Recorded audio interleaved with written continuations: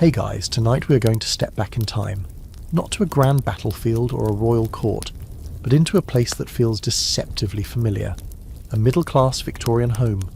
Picture it in your mind's eye.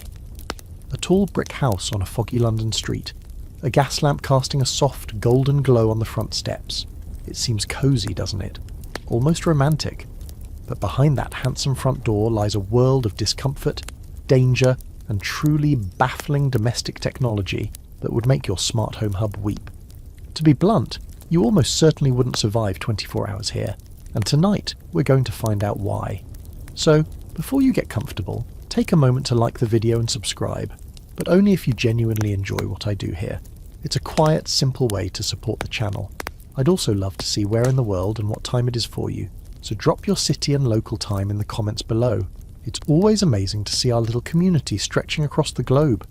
Now, dim the lights, maybe turn on a fan for that soft background hum, and let's ease into tonight's journey together. It begins with the cold. It's the first thing you register before you even open your eyes. A deep penetrating chill that seems to emanate from the very marrow of your bones. It's not the brisk coolness of a modern bedroom where you've left the window cracked open.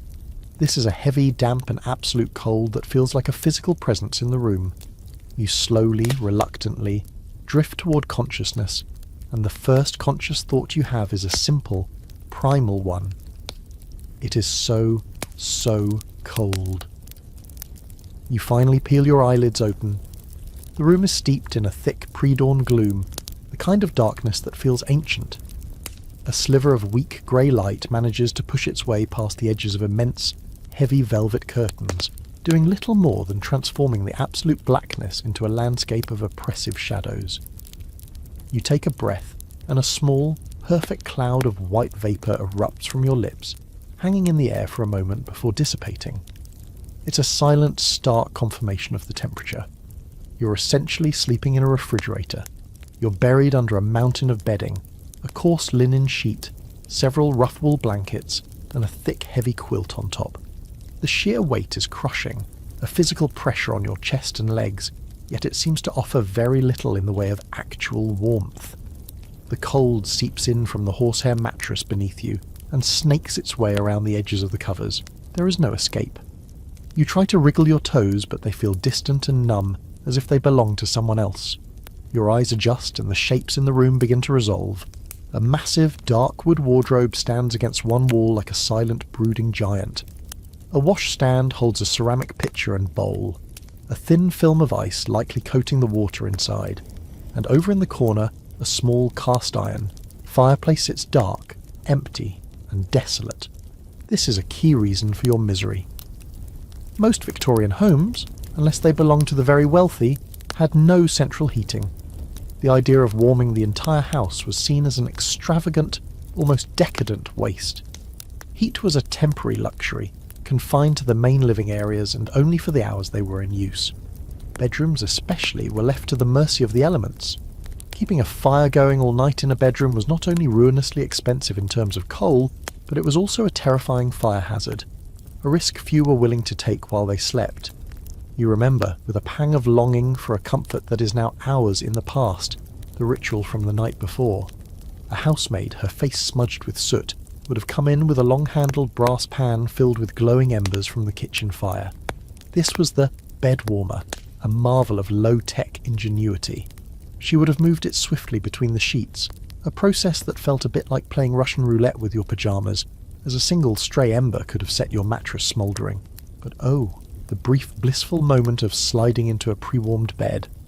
That transient warmth is now a distant memory, a ghost of comfort in this frigid reality. Historians still argue whether the Victorians were simply hardier and more accustomed to this environment, or if they were in a constant state of low-grade misery, their lives punctuated by the sniffles, coughs and chilblains that fill their letters and literature. Looking around the room, you see no thermostat on the wall, no gentle hum of a furnace kicking in. There's no way to know the temperature other than the ache in your joints and the visible evidence of your own breath. You imagine reaching for your phone on a bedside table, but there is no bedside table in the modern sense and certainly no phone. There is only the cold and the oppressive cluttered silence of the 19th century. The wallpaper, a dense pattern of faded green flowers, seems to absorb what little light there is, making the room feel even smaller and colder. It's a charming historical aesthetic that offers absolutely zero thermal insulation. The time has come. You can't lie here forever, shivering in a state of semi-hibernation. The day, whatever it holds, must begin. You brace yourself. This first movement will be the worst. With a groan that is lost in the thick bedding, you push back the suffocating weight of the blankets and swing your legs over the side of the bed. The air hits your bare skin not like a breeze, but like 1,000 tiny icy needles. Your feet touch the floorboards, and a violent shock of cold shoots up your entire body, making you gasp. It's a raw, brutal, and utterly miserable way to start the day. Your 24 hours have officially begun, and in the first 5 minutes, you're already cold, miserable, and questioning every romantic notion you've ever had about this era. You're standing on those punishingly cold floorboards, every muscle in your body clenched against the frigid air. The brief, violent shock has subsided into a relentless full-body shiver. Your first instinct, your only instinct, is to get covered. You stumble towards the hulking wardrobe, your bare feet making soft, pathetic slapping sounds on the wood. Fumbling with the heavy brass handle, you pull the door open, revealing a wall of fabric. There are no neat hangers, no colour-coded organisation. It's a dense thicket of wool, cotton and linen all folded and stacked. The goal isn't style, not yet. The goal is insulation. Your first grab is for the undergarments. This isn't a simple matter of grabbing a bra and underwear. Oh no. This is a multi-stage construction project. A daily ritual of building a socially acceptable silhouette upon your shivering frame. You pull out the first layer, the chemise. It's a long, shapeless gown of thin cotton or linen that reaches down to your mid-calves. It's cold to the touch, and the fabric feels stiff and unforgiving as you pull it over your head. It does little to stop the shivering, but it's a crucial barrier. It's designed to absorb the body's oils and sweat, protecting the more expensive and harder to clean outer layers. It's your personal wearable bedsheet. Next come the drawers. You hold them up in the gloom. They are voluminous, knee-length pantaloons, typically made of the same plain white cotton as the chemise, and they feature a rather surprising design element that would raise eyebrows today. They are essentially two separate legs joined only at the waistband, leaving the crotch completely open. This quirky but essential feature was a matter of pure practicality. Imagine trying to navigate a privy or use a chamber pot while trussed up in layers of petticoats and a tightly laced corset. The split crotch design was a marvel of problem solving, allowing one to use the facilities without having to completely undress. A bit breezy perhaps, but you'd come to appreciate the engineering later. For now, you just tie the waist strings, the fabric rustling around your legs. Now for the main event, the architectural centerpiece of your attire, the corset. It sits on a shelf, a formidable object of whalebone, steel and tough coutil fabric. It looks less like clothing and more like a piece of medical equipment, or perhaps some light body armour. Putting it on by yourself is a physical workout.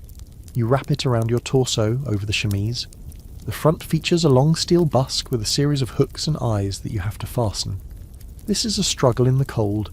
Your fingers are numb and clumsy, and the metal is icy against your skin. After several fumbling attempts, you finally get them all secured. Then, you turn your attention to the lacing at the back. If you were wealthy, a lady's maid would be doing this for you, her foot braced against your lower back for leverage. But in a middle-class household, you might have to do it yourself, or get help from a sister or mother. You grab the long laces and begin to pull, feeding them through the eyelets. This isn't just about cinching your waist.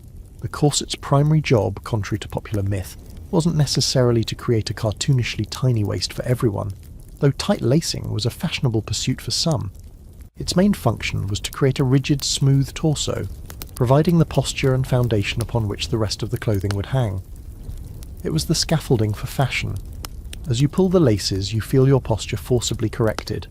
Your back straightens, your shoulders are pulled back, and your breathing becomes shallower, restricted to the upper part of your lungs. It's an immediate, transformative, and deeply uncomfortable feeling. You don't pull it to the point of fainting. That's a later, more dramatic chapter. But it's tight enough to feel like a constant, unyielding hug. Over the corset goes a corset cover, a simple cotton bodice that smooths over the ridges of the corset and protects your dress from the boning and busk. It adds yet another layer of buttons and ties to contend with. And now, the petticoats. You don't just wear one, you might wear 2, 3, or even more, depending on the weather and the desired fullness of your skirt. The first one is plain cotton, but the next might have a flounce or some horsehair braids sewn into the hem to help it stand away from the legs. On top of that, you might add a bustle, a crescent-shaped pad or wire frame that ties around your waist and sits on your lower back, designed to support the drapery of your skirt. The sheer weight of all this fabric is staggering. A mainstream historical fact often lost in the glamour of costume dramas is the sheer poundage of Victorian clothing. Women could be carrying an extra 15 to 20 pounds of fabric, boning, and pads every single day. Forget a weighted vest at the gym, just getting dressed was a strength training exercise. Historians still debate the full extent of the daily physical toll this clothing took, especially on women's health. While sensationalist accounts speak of cracked ribs and displaced organs, many scholars now argue that for the average woman, the corset was worn more for support than for extreme waist reduction, akin to a modern back brace. Yet, there's no denying the restriction, the weight, and the sheer, cumbersome reality of it all. You are now encased. Moving feels different. Bending at the waist is a distant memory. You're a walking textile sculpture. The cold is finally beginning to recede, trapped outside the fortress of fabric you've constructed. But it has been replaced by a feeling of confinement, a sense of being perpetually held in place. You've won the battle against the cold, but you've surrendered a significant amount of your freedom of movement to do it, and you're not even wearing a dress yet. Now that you are a semi-mobile fortress of undergarments, a new and urgent need makes itself known, cutting through the discomfort of your sartorial prison. The morning call of nature. In your modern life, this is a trivial matter, a sleepy stumble down a carpeted hallway to a clean, climate-controlled bathroom. Here, it is a logistical challenge, an expedition fraught with minor but significant perils. You look around the frigid bedroom. There is, of course, no ensuite. There is no toilet. Your gaze falls upon the washstand, and nestled in the cabinet beneath it is a ceramic chamber pot. This was your nighttime option, and we'll get to the grim reality of that later. But it's morning now, and the proper place to do your business is outside. You must descend from the upper floor. You open the bedroom door, the latch cold and stiff, and step out into the hallway. The air here is even colder, a draught snaking up from the ground floor, carrying with it the faint, dusty smells of a house asleep. The runner on the floor is thin, offering no comfort to your thinly clad feet, because, of course, you haven't put on your shoes and stockings yet. That's a final step after the dress, so you are navigating the house in what are essentially your foundational layers. The staircase is your first major obstacle. It's narrow, steep, and shrouded in gloom. The weight and bulk of your petticoats and bustle are a genuine encumbrance. You have to gather a handful of fabric in one hand to keep from tripping, while your other hand grips the polished wooden banister, which is so cold it feels sticky. You take each step with deliberate care. A fall down these stairs, while encased in the rigid scaffolding of your corset, would be catastrophic. It's not just a tumble, it's a fall with zero ability to curl up or protect yourself. You'd go down like a toppling statue. You make it to the ground floor. The layout of a typical middle-class Victorian house was fairly standard. A formal parlour at the front, a dining room behind that, and at the very back the kitchen and scullery. Your destination is even further back than that. You shuffle through the silent, dark rooms, the floorboards groaning under your weight. The furniture, draped in dustcloths, looks like a slumbering herd of pale ghosts in the grey light. You pass through the kitchen, a cavern of cold iron and stone, and finally reach the back door. With a grunt of effort, because bending is now a full-body manoeuvre, you draw back the heavy bolt. The door swings open onto a small paved yard, and the cold hits you again, this time with a damp raw wind that cuts through your layers.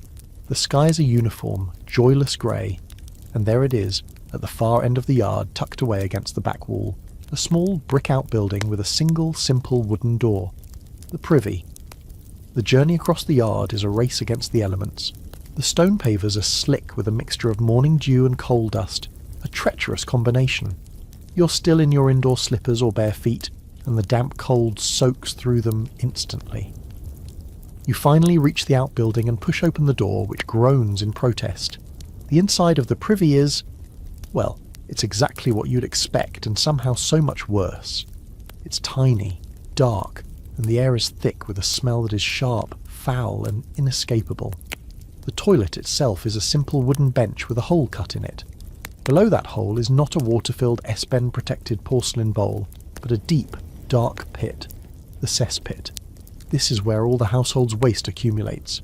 It is a festering, anaerobic nightmare waiting to be emptied, a task performed by men known as night soil collectors, who would come with a horse-drawn cart in the dead of night to shovel out the contents. This was a notoriously grim and low-status job, but absolutely essential to the sanitation of the city. You take a moment to appreciate the genius of your split-crotch drawers. Without them, this would be an impossible, horrifying act of public indecency in the freezing cold. You gather your petticoats, hold your breath, and position yourself over the hole. It is a moment of profound vulnerability. The wind whistles through the cracks in the brickwork. The smell is dizzying. You look down and all you see is blackness. A quirky and frankly terrifying tidbit from the era is the urban myth, an occasional real account, of rats climbing up from the cesspit. It's a thought you try desperately to push from your mind. The toilet paper situation is equally bleak. There might be a stack of old newspapers, pages from a cheap catalogue, or even leaves. Purpose-made, commercially produced toilet paper wasn't widely available or affordable until the latter part of the century, so you make do with whatever rough, non-absorbent paper is at hand. It is functional, but it is not pleasant. Your business concluded, you retreat as quickly as possible, pulling the privy door shut, a gesture that feels utterly futile against the escaping odour. You scurry back across the slick yard, your feet now numb and filthy. You re-enter the house, bolting the door behind you, and lean against it for a moment, breathing in the comparatively fresh, dusty air of the kitchen. You have successfully completed what is arguably one of the most basic human functions, but it has felt like a mission. It was cold, uncomfortable, smelly, and vaguely dangerous. Historians who study sanitation and urban development often point to the privy as a great class divider. The wealthy might have had a water closet inside the house, a flushing toilet of early and often unreliable design. But for the vast middle class and the poor, this journey to the bottom of the garden was a non-negotiable part of daily existence, in rain, snow, or the dead of night.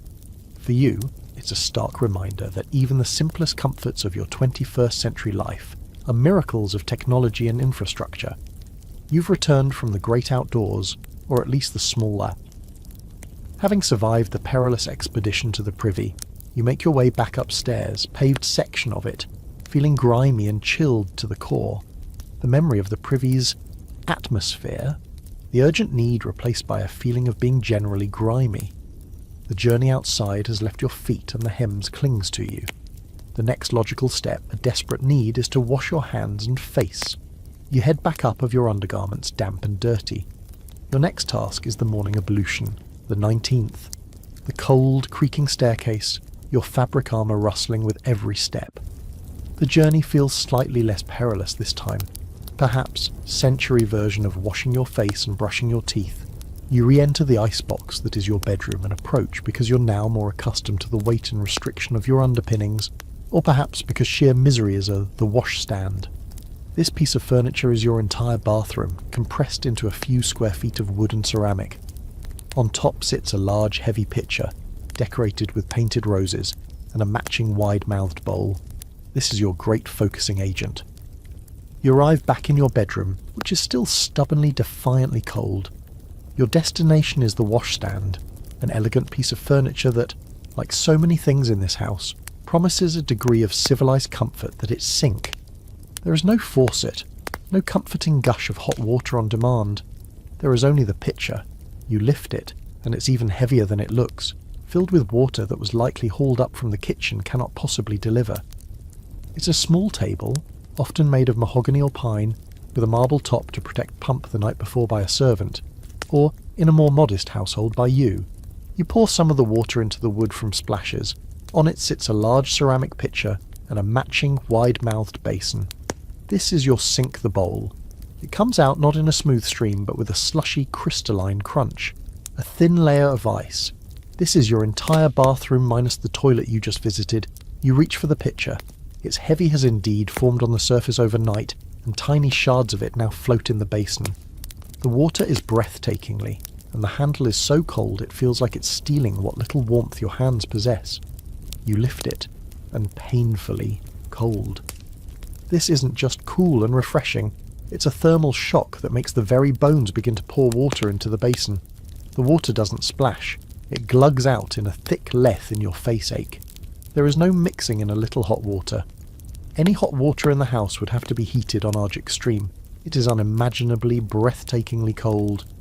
Remember that thin film of ice you suspected was on the surface earlier, the kitchen stove, which you haven't even attempted to light yet, and then carried all the way up 2 flights of stairs in? It wasn't a suspicion. It was a fact. Tiny shards of it now swirl in the basin, are heavy cans. That was a luxury reserved for bath time, if you were lucky, and certainly not for a simple morning grim confirmation of the room's ambient temperature. This water wasn't piped in from a geyser-fed hot water tank wash. You take a deep breath, brace yourself, and plunge your hands into the icy water. The cold is. It was hauled up from the kitchen pump yesterday evening by a servant, or by one of the women of the house in so intense it feels sharp. You quickly splash your face. The sensation is less of cleansing, and more of a mild former less affluent family, and has spent the entire night losing any residual warmth it ever had, settling at the same temperature as the air of self-inflicted punishment. It does, however, effectively jolt you into a more alert state. You're shivering around it. There is no hot tap. There is no cold tap. There is only the pitcher, if you wanted renewed with vigour. Next to the bowl is a small, hard, brownish bar. This is soap. It's likely a carbolic soap, a popular Victorian staple prized for its antiseptic properties. It has a strong medicinal tar-like smell that warm water for your morning ablutions you would have had to make a special request the night before. A can of hot water would cling to everything. It doesn't lather into a rich, creamy foam like modern soaps. It produces a thin, slippery have been brought up from the kitchen, a luxury that cost precious fuel and labour. For a quick everyday wash, you get what you're given. Ice water. You take a deep breath, brace yourself and plunge your hands into the film that feels slightly greasy. You use it sparingly, as it's harsh and drying on the skin. You rinse basin. The cold is so intense it's a physical shock. A pain that radiates up your arms is by splashing more of the frigid water onto your face. Water that is now grey and murky in the bowl. That's far worse than the floorboards or the banister. This is a full, immersive cold that makes your bones ache. Now for your teeth. There is no minty fresh gel in a convenient squeeze tube. Instead, you might have you scrub your hands together, the friction doing nothing to generate warmth. Now for your face. There's no gentle splashing small ceramic pot of tooth powder. You dip a brush made with bone or ivory handles and bristles of badger or boar hair. You cup the freezing water and bring it to your face, a jolt that makes you gasp and pulls the skin into the pot. The powders were a motley concoction. Some were relatively benign, made from chalk, salt or bicarbonate of on your cheeks taut. It's an act of pure willpower. This isn't a refreshing start to the day soda. Others, however, contained more questionable ingredients. It wasn't uncommon for tooth powders to include crushed cuttle. It's a form of self-inflicted punishment. Next, the soap. On a small ceramic dish next to the fish, brick dust, or charcoal, all of which were highly abrasive and would have worn away your tooth enamel over time basin, is a bar of soap. It's not the fragrant, moisturising, triple-milled bar you're used to. Some even contained borax. You tap a little of the gritty powder onto your brush and scrub your teeth.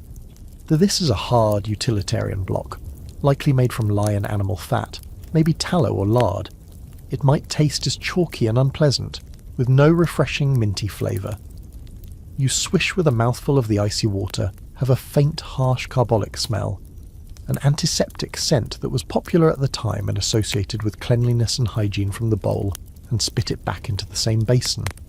The entire contents of the bowl, the dirt from your face, it produces a thin, slippery lather that doesn't feel particularly clean and leaves your skin feeling tight and stripped of all its natural oils. As you rinse your face, the cold water feels even colder on your now sensitized skin. Soap scum, the used toothpaste, and your spit now form a grim, swirling puddle of grey. This is you reach for a towel. It's a piece of rough, nubby linen hanging from a rail on the side of Theslop, and it doesn't magically disappear down a drain. It stays in the bowl until it's carried washstand. It's not soft or fluffy, it's stiff and scratchy, and its primary function is abrasion very carefully, back downstairs to be dumped in the garden or down a drain in the scullery. This entire process highlights a key aspect of Victorian domestic life: the immense amount of labour involved in moving water. Every drop of clean water had. As you pat your face dry, it feels like you're using a piece of fine grit sandpaper. You're to be brought in, and every drop of dirty water had to be carried out. It was a constant, back-breaking face is now clean, technically, but it's also red, raw, and feels 2 sizes too small. Cycle. This is why full body washing was such a rare event. The weekly bath, often taken in a metal, this entire ritual highlights a central Victorian contradiction. The middle classes were obsessed with the idea of cleanliness as a moral virtue. A tub in front of the kitchen fire was a monumental undertaking. The entire family would often use the same bath water, starting sign of respectability and piety. Cleanliness is next to godliness, the famous saying popularised in this era, was with the father, then the mother, then the children in order of age. By the time the last person bathed, the water would be a cold, murky soup. It's from this practice that the old saying, "Don't throw a genuine social mantra." Yet the tools they had to achieve this cleanliness were primitive, uncomfortable, and often ineffective. Hister the baby out with the bath water originates. In the dim, firelit room with such opaque water, Itchians who study domestic life note this constant struggle. People desperately wanted to be clean, but the very act of washing was a darkly humorous possibility. You dry your face and hands on a coarse linen towel that feels about as soft as a dish a physically punishing ordeal. It's one reason that full-body bathing was a much less frequent event, perhaps only cloth. Your skin is red, tight, and feels stripped of all moisture. You look at your reflection, not in once a week, involving a tin tub brought into the kitchen and filled with kettle after kettle of heated water. The large clear mirror above a sink, but in a small, slightly distorted looking glass propped on the washstand. The daily washstand ritual was a compromise, a way to maintain a clean face and hands, the publicly visible parts, while the rest of face staring back at you looks pale, pinched, and thoroughly unimpressed with the 19th century so far. Are you... well, that's what the chemise was for. Now for your teeth. You pick up a toothbrush. Fascinating and slightly unsettling fringe tidbit about Victorian grooming is the use of toilet waters, or floral rinses. After, the handle is made of bone or wood, and the bristles are made of animal hair, typically from a boar or badger. It's stiff, coarse, and feels utterly alien in your mouth. Your toothpaste isn't a minty gel, squeeze the harsh soap. One might splash their face with rosewater or lavender water. But some more adventurous recipes for achieving a pail from a tube. It's a tooth powder, which you dip your damp brush into. These powders were often homemade complexion, involved rinsing the face with a diluted solution of ammonia or even lead-based concoctions, which, while temporarily tightening, or bought from a chemist, and could contain a startling array of ingredients. A common base was chalk or charcoal, but some the skin were of course insidiously toxic. Historians are still unearthing the sheer variety of these homemade recipes, included things like brick dust, salt, or even pulverised cuttlefish bone for abrasiveness. A quirky and rather cosmetic recipes, revealing a world of desperate and often dangerous DIY chemistry. You have completed your morning toilet. Your disgusting tidbit is that some powders used urine as a key ingredient, valued for its ammonia content, which was believed to have felt cleaner, technically, but also colder and more raw than when you started. The simple, thoughtless act of washing up whitening properties. Thankfully yours appears to be a more standard, if still gritty, chalk-based concoction. It has been a multi-step chore involving heavy lifting, thermal shock and questionable chemical exposure. And the grey, used water still sits in its bowl, a silent testament to the work that remains to be done. Feeling raw and slightly battered from your encounter with the washstand, you finally turn your attention to getting fully dressed. The major structural elements are in place, but you still need stockings and a dress. As you move about the room, gathering these last items, your eyes drift across the walls. Now that there's a little more daylight filtering in, you can see the wallpaper more clearly. It's a dense, repeating pattern of elegant green leaves and flowers, a popular style designed by an artist like William Morris, or at least a cheap imitation of one. In the gloom, it looked faded and sombre. But in the growing light, the green has a peculiar vibrancy, an almost luminous quality that seems to defy the room's oppressive chill. It's beautiful, and it's slowly killing you. That brilliant, vivid green that was so fashionable in the 19th century was achieved using a pigment called Scheele's green. It was a copper arsenite compound, a potent and unstable form of arsenic. This wasn't some trace element. Arsenic was a major ingredient, the very thing that gave the colour its unique, eye-catching brightness. When the wallpaper was first hung, it was a statement of taste and prosperity. Now, as the house settles into a state of perpetual dampness, it has become a silent, ever-present threat. The problem with Scheele's green is that it doesn't stay put. In the damp, cool conditions of a typical British home, certain species of household mould find the wallpaper paste and the paper itself to be a delightful meal. As the mould grows and digests the paper, it interacts with the arsenic in the pigment. This metabolic process releases tiny, invisible particles of trimethylarsine, a highly toxic and volatile arsenic gas, directly into the air of the room. Every breath you take, you're inhaling a small, steady dose of poison. You wouldn't notice it at first. The symptoms of chronic low-level arsenic poisoning are insidious and easily mistaken for other common Victorian ailments. You might have a persistent headache, a constant feeling of nausea, or a strange metallic taste in your mouth. You might develop skin sores, muscle cramps, or a general feeling of lethargy and weakness. Sound familiar? You're already cold, tired, and uncomfortable. It would be easy to attribute these feelings to the general misery of 19th century life. You might think you're just coming down with a cold or suffering from nerves, a common catch-all diagnosis of the time. Meanwhile, the very walls of your sanctuary are actively gassing you. This wasn't a secret confined to a few chemists. The dangers of arsenic were relatively well known. In fact, one of the most mainstream historical facts about the Victorian era is its paradoxical relationship with poisons. Arsenic was everywhere. It was used in taxidermy, as a pesticide in gardens, as a rat killer in the kitchen, and alarmingly as a key ingredient in ladies' complexion wafers, which were eaten to produce a fashionable, pale, and interesting look. Yet despite numerous articles in medical journals and sensational stories in newspapers about children mysteriously sickening and dying in brightly coloured rooms, the public was slow to connect the dots. The wallpaper was just so beautiful, and the manufacturers were powerful and reluctant to admit their products were harmful. Historians still argue whether the widespread use of arsenic-laced products was a result of genuine scientific ignorance about off-gassing, or a cynical case of corporate greed triumphing over public health concerns. You run a hand lightly over the wallpaper. It feels slightly damp and cool, and a fine dust of green pigment might even come off on your fingertips. It's a chilling thought.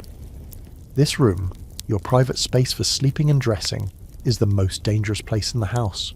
You spend more time here, in a relatively enclosed space, than anywhere else. The long nights spent breathing in the recycled poisoned air would have a cumulative effect.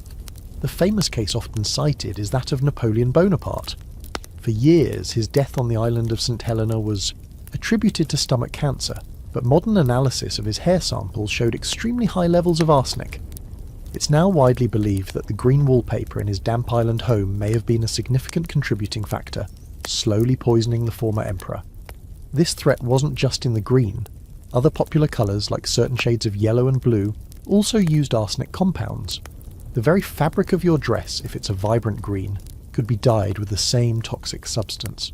A quirky and morbid tidbit of fashion history involves stories of women who made artificial flowers for hats and dresses. These flower makers worked with arsenic-dyed fabrics all day, their fingers and mouths often stained green, and they suffered horrific health consequences, including lost fingernails, convulsions, and early deaths. You look around the room with new eyes. The wardrobe, the bed, the washstand, they're all just furniture. But the walls, the very container of your life, are a source of chronic illness. The Victorians were obsessed with the dangers that came from outside, the miasmas, the germs from the street, the bad air of the slums. They sealed their windows at night, believing they were protecting themselves. Yet, in their pursuit of domestic beauty and status, they brought the poison inside, papered their walls with it, and slept soundly as it silently, invisibly, filled the air they breathed. The cold in the room suddenly feels less important. The restrictive clothing feels less oppressive. A new, a more profound sense of dread settles in. It's the horror of an invisible threat, a danger that you can't see, smell or taste, but which is harming you with every passing moment. You finished getting dressed quickly, an urgency now propelling your movements. You need to get out of this room. You need to get some fresh air, or at least what passes for fresh air in a coal-choked Victorian city.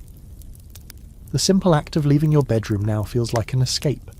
You practically flee your poison-papered bedroom, the sense of unseen danger nipping at your heels.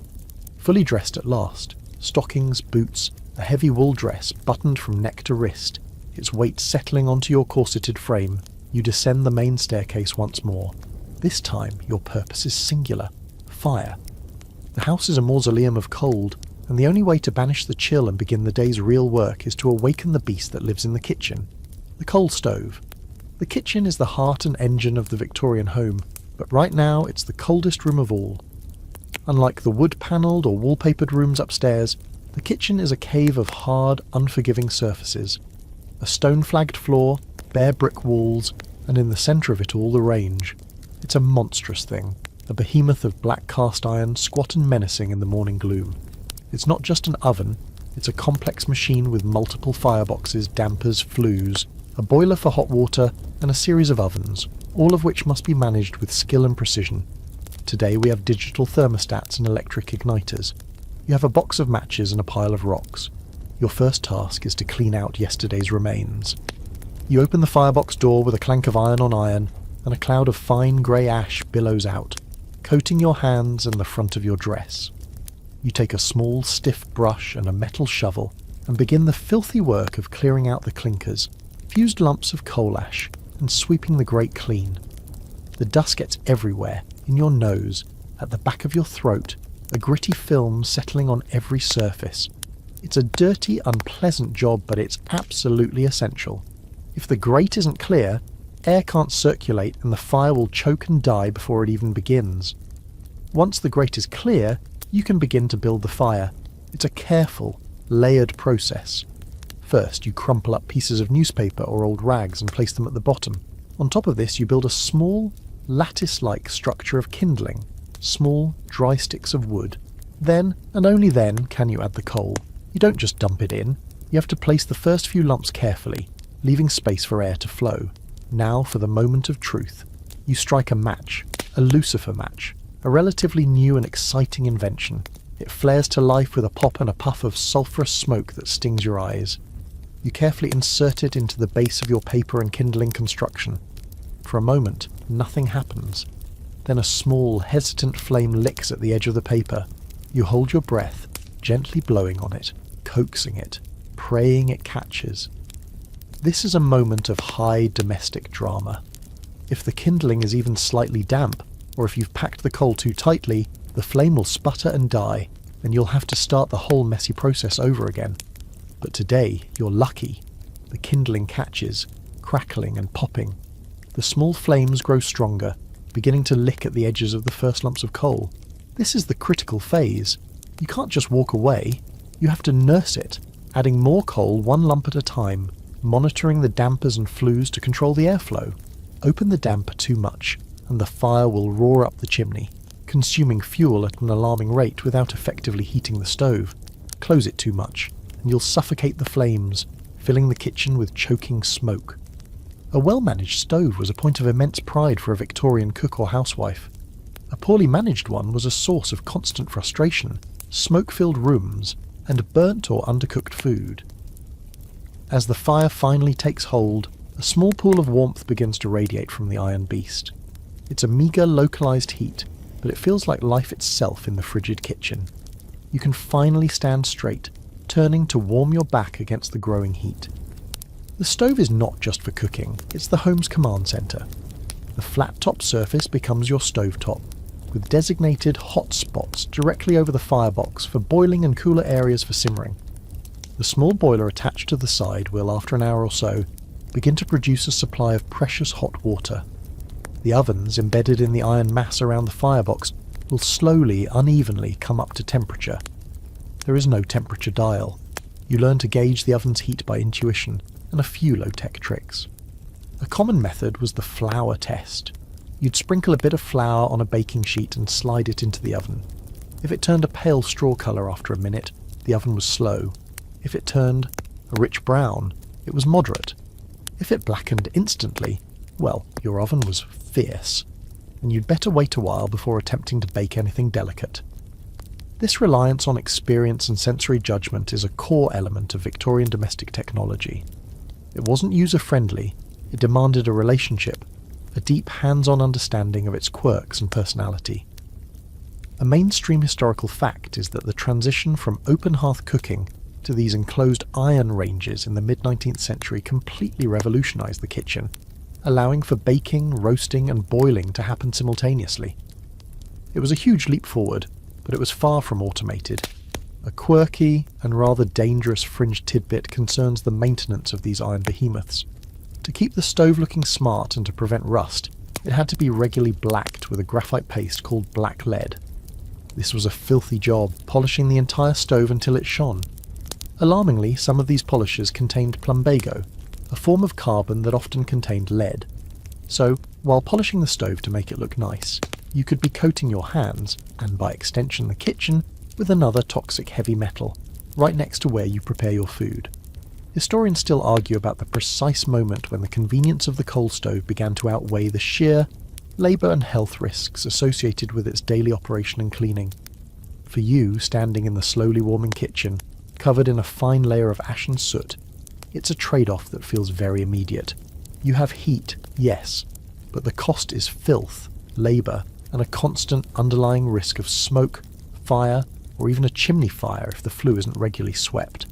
The beast is awake, but now you have to keep it fed and under control for the rest of the day. With the stove now breathing a steady, life-giving warmth into the kitchen, the next priority asserts itself: breakfast. The gnawing emptiness in your stomach, ignored amidst the shivering and the wrestling with undergarments, now demands attention. You're not just hungry, you're depleted. The simple act of waking up and getting the house started has been a significant caloric expenditure. You turn your attention to the pantry, or larder, a small, cool room or cupboard off the kitchen, to assemble the morning meal. In a middle-class home, breakfast would be a substantial affair, designed to fuel a long day of physical labour or demanding social obligations. You might expect to see porridge, some bread, butter, perhaps a bit of bacon or a boiled egg, and a pot of tea or coffee. It sounds simple enough. It sounds almost comforting. But what you're about to encounter is a meal riddled with hidden frauds, a landscape of culinary deceit that makes your arsenic wallpaper seem almost straightforward. Your first task is the porridge. You measure out a scoop of oatmeal from a sack.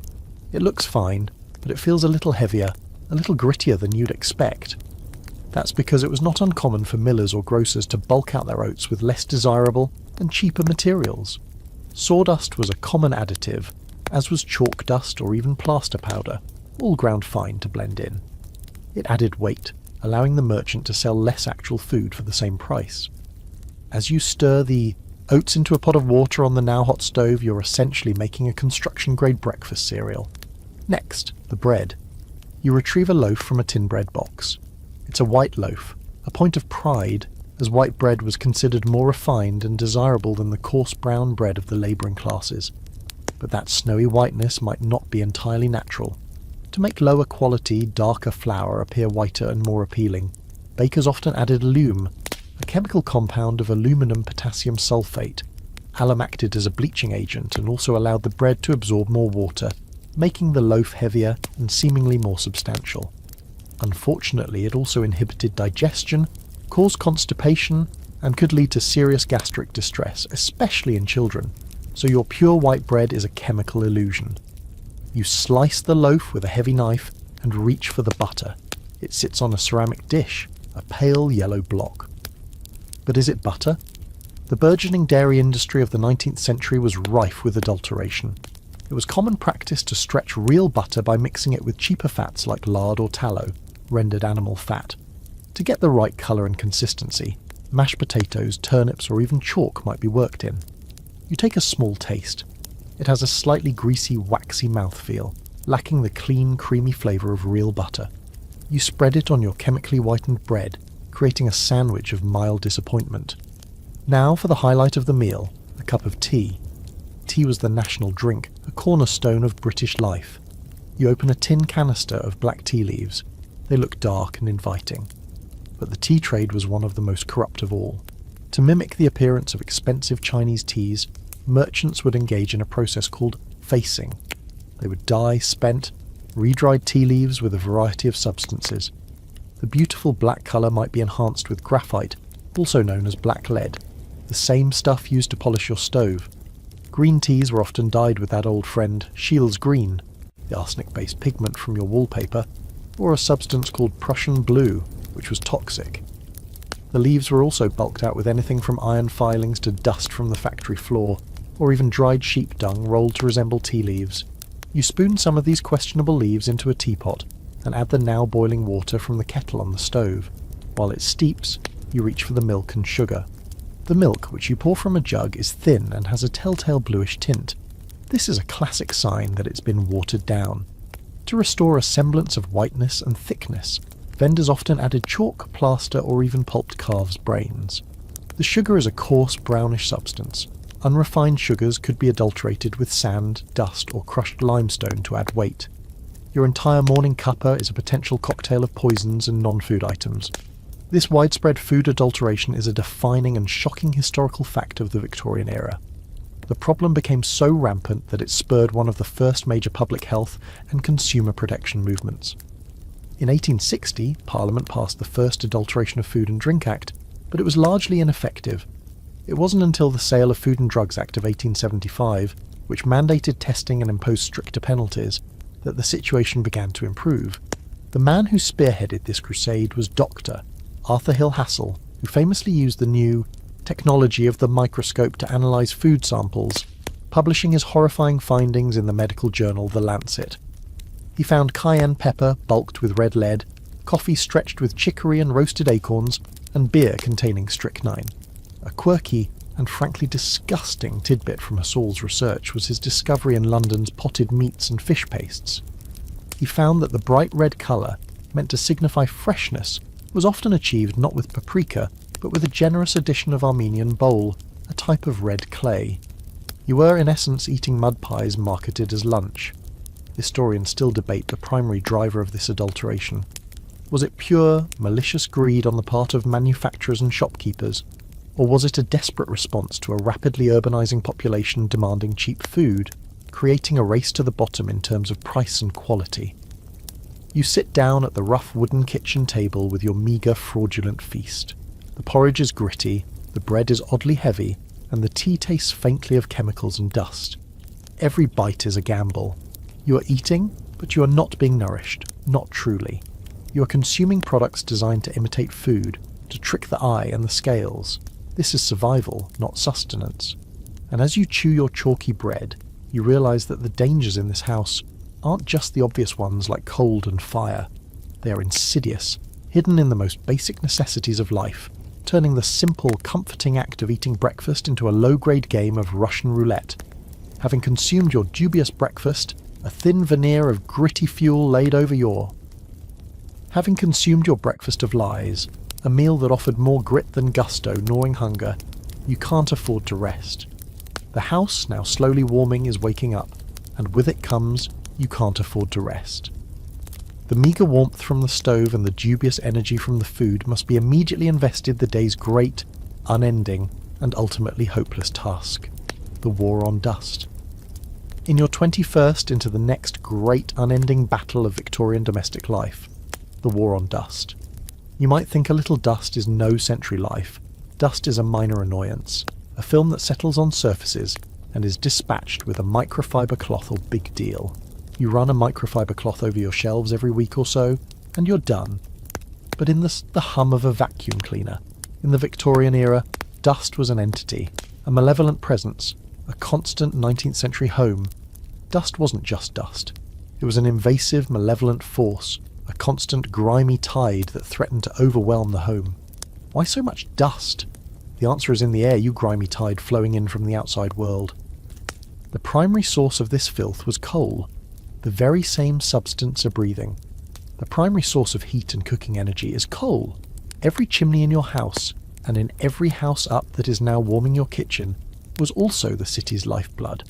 powering its factories, its trains and heating and down the street, is belching a steady stream of soot, ash and coal dust into the atmosphere.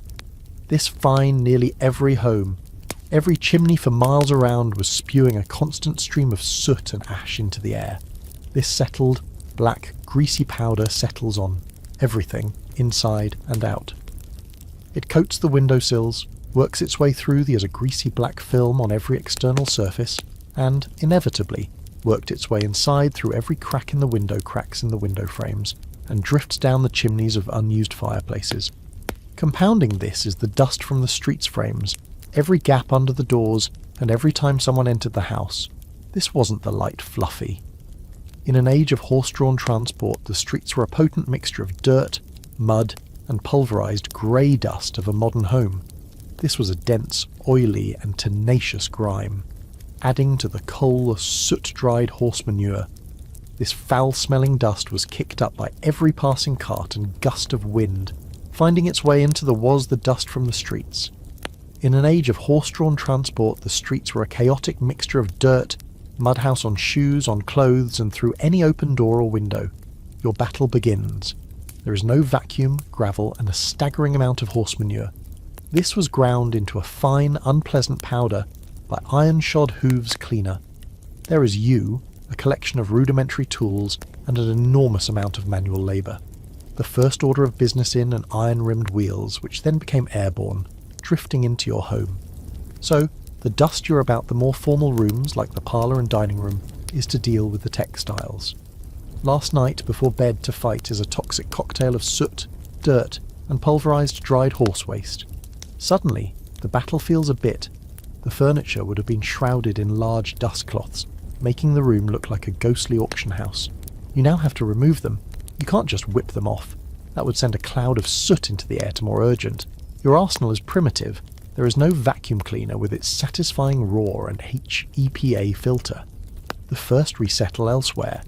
The proper technique is to fold them carefully, trapping the dust inside, and then take them out to the manual suction cleaners were patented in the 1860s, but they were clumsy, hand-pumped contraptions that backyard to be shaken vigorously. This task sends a visible grey cloud billowing away from you, some of which inevitably blows were expensive and not widely adopted until the turn of the century. Your tools are a collection of brooms, dustpans right back towards the house. Next, the rugs. Wall-to-wall carpeting was rare and fantastically expensive. Most, stiff bristled brushes, and a plethora of rags and dusters. The fight begins on the ground floor. Middle-class homes had large, heavy wool rugs laid over polished floorboards. These rugs were reservoirs of filth. Once, you start by taking the rugs outside. These aren't light, synthetic area rugs. They are heavy woven wool carpets that, or twice a week, they had to be hauled outside, slung over a clothesline, and beaten mercilessly with a rattan have been absorbing filth for days. You, and perhaps another member of the household, or a servant if you have one, have to rug beat her. This is back-breaking work. The rugs are heavy and unwieldy, and the act haul them out into the backyard. There, you drape them over a clothesline or a dedicated railing and proceed to beat them. Merciless of beating them is a strenuous, repetitive motion that jars your entire upper body, with every thwack up chokingly with a rattan carpet beater. With each thwack, a thick, choking cloud of black and brown cloud of black dust erupts, a testament to the pollution you're living in. With the major dust catch erupts from the fabric. It's a deeply unsatisfying job. The cloud of filth you've just liberated is dealt with, you turn your attention to the surfaces. Your primary weapon here is the feather duster. It seems from the rug, now hangs in the air, waiting for the first opportunity to settle back on your windowsills. Your clothes, like a gentle, almost quaint tool. But its use was a matter of strategic planning. You start high and work your way down and drift right back into the house you're trying to clean. While the rugs are airing, you return inside. You dust the tops of the massive picture frames, the cornices, the mantelpiece, the feather duster to tackle the floors. You take a stiff bristled broom to the bare floorboards. This doesn't sew, of course. It doesn't actually capture the dust. It just moves it, sending the finer particles airborne to settle once much collect the dust as rearrange it, sending great clouds of it swirling into the air where it will simply settle again on the lower surfaces. It's a temporary cosmetic victory. For heavier grime, you have a rag. On the furniture you haven't even started on yet. To combat this, a common technique was to first scatter damp, perhaps dampened with a little water, or a mixture of vinegar and water. You wipe down the tabletops, the chair legs, the endless tea leaves, perhaps the very same ones you used for your breakfast, now on their third tour of duty, across the floor, fiddly, carved details of the Victorian furniture which seem purpose-built to trap grime. This is where you.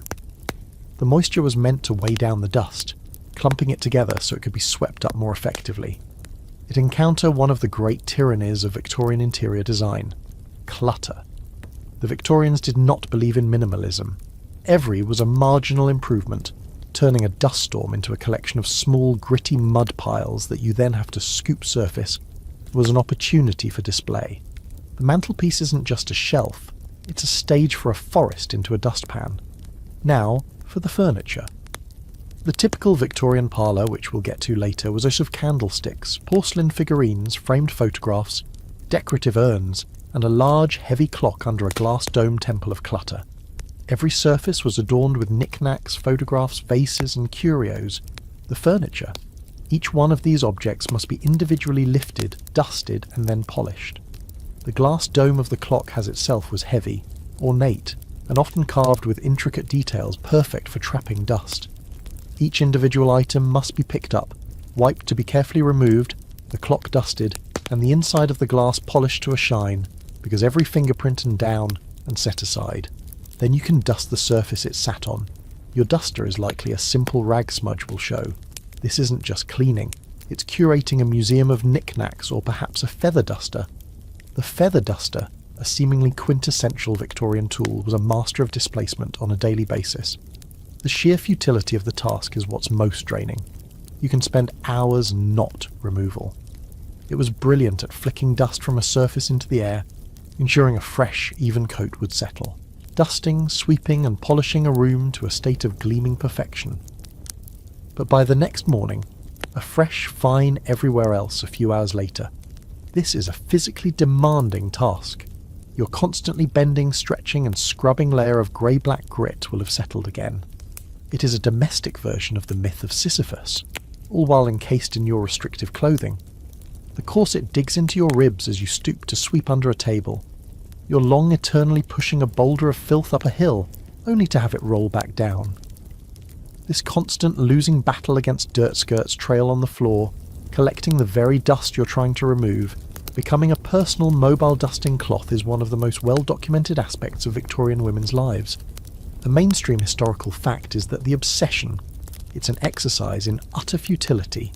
You're not cleaning so much as you are temporarily relocating grime. With a clean home was tied directly to a woman's moral and social standing. A dusty house was seen as a sign of a lazy, slovenly, and morally deficient housewife. The pressure to maintain an impossible standard of cleanliness was immense. A fascinating historical fact about this era is the rise of germ theory. Towards the end of the Victorian period, the quirky and rather sad tidbit from the era is the phenomenon known as housemaid's knee. A form of Louis Pasteur and Joseph Lister began to filter into the public consciousness. People started to understand that illness could be caused by invisible of bursitis, caused by spending hours upon hours on one's knees scrubbing floors, while you might be a middle-class mistress microbes. This added a new layer of terror to the dust. It wasn't just unsightly, it was seen as a carrier of the house. You would still be expected to undertake a significant portion of this work, or at least endlessly supervise the of disease, a miasma of potential sickness. This is why carbolic-scented cleaning products became so popular. Single maid-of-all work who was likely to suffer from this and a host of other repetitive strain injuries. The strong antiseptic smell was reassuring, a chemical declaration of war on the unseen enemy lurking in the grime.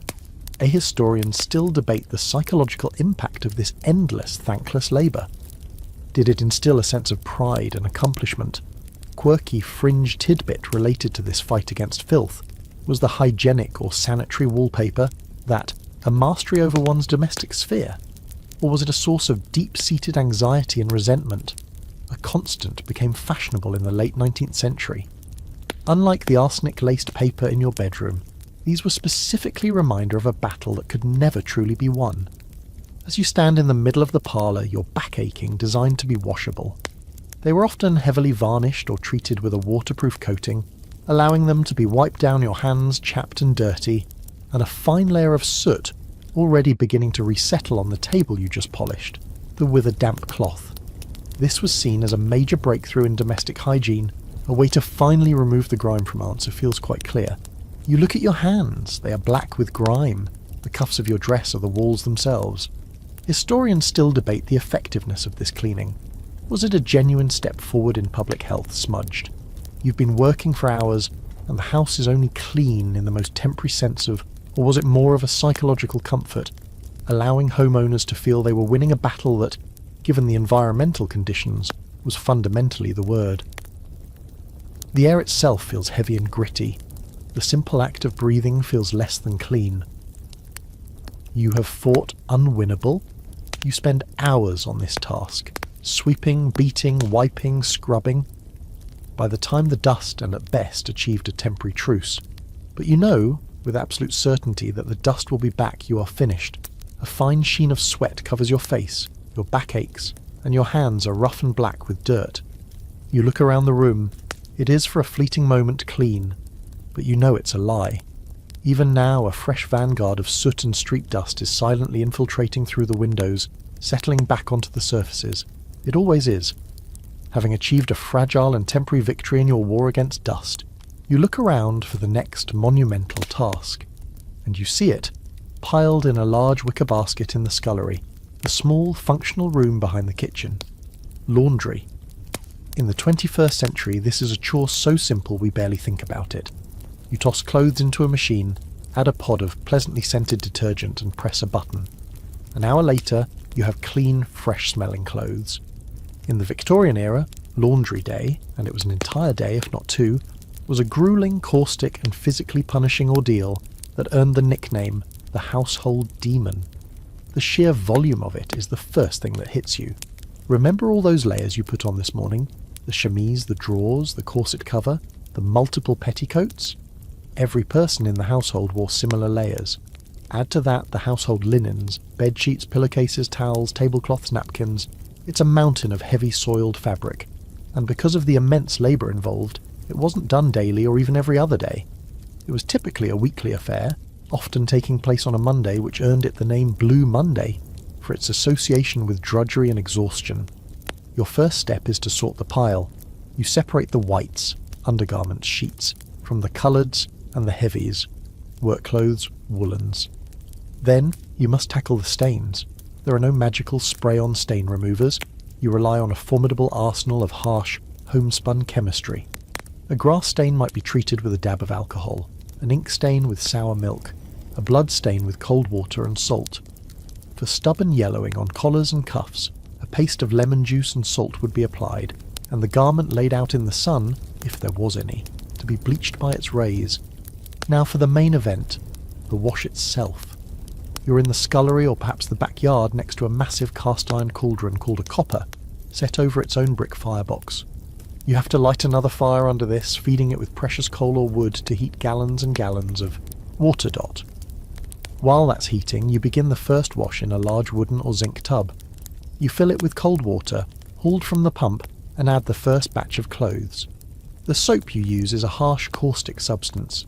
You might have bars of lye soap, which you have to shave into the water, or you might be using a concoction made from wood ash and animal fat, boiled down into a soft jelly-like soap. These detergents were incredibly alkaline and brutal on both fabric and skin. You plunge your arms into the cold soapy water and begin to scrub.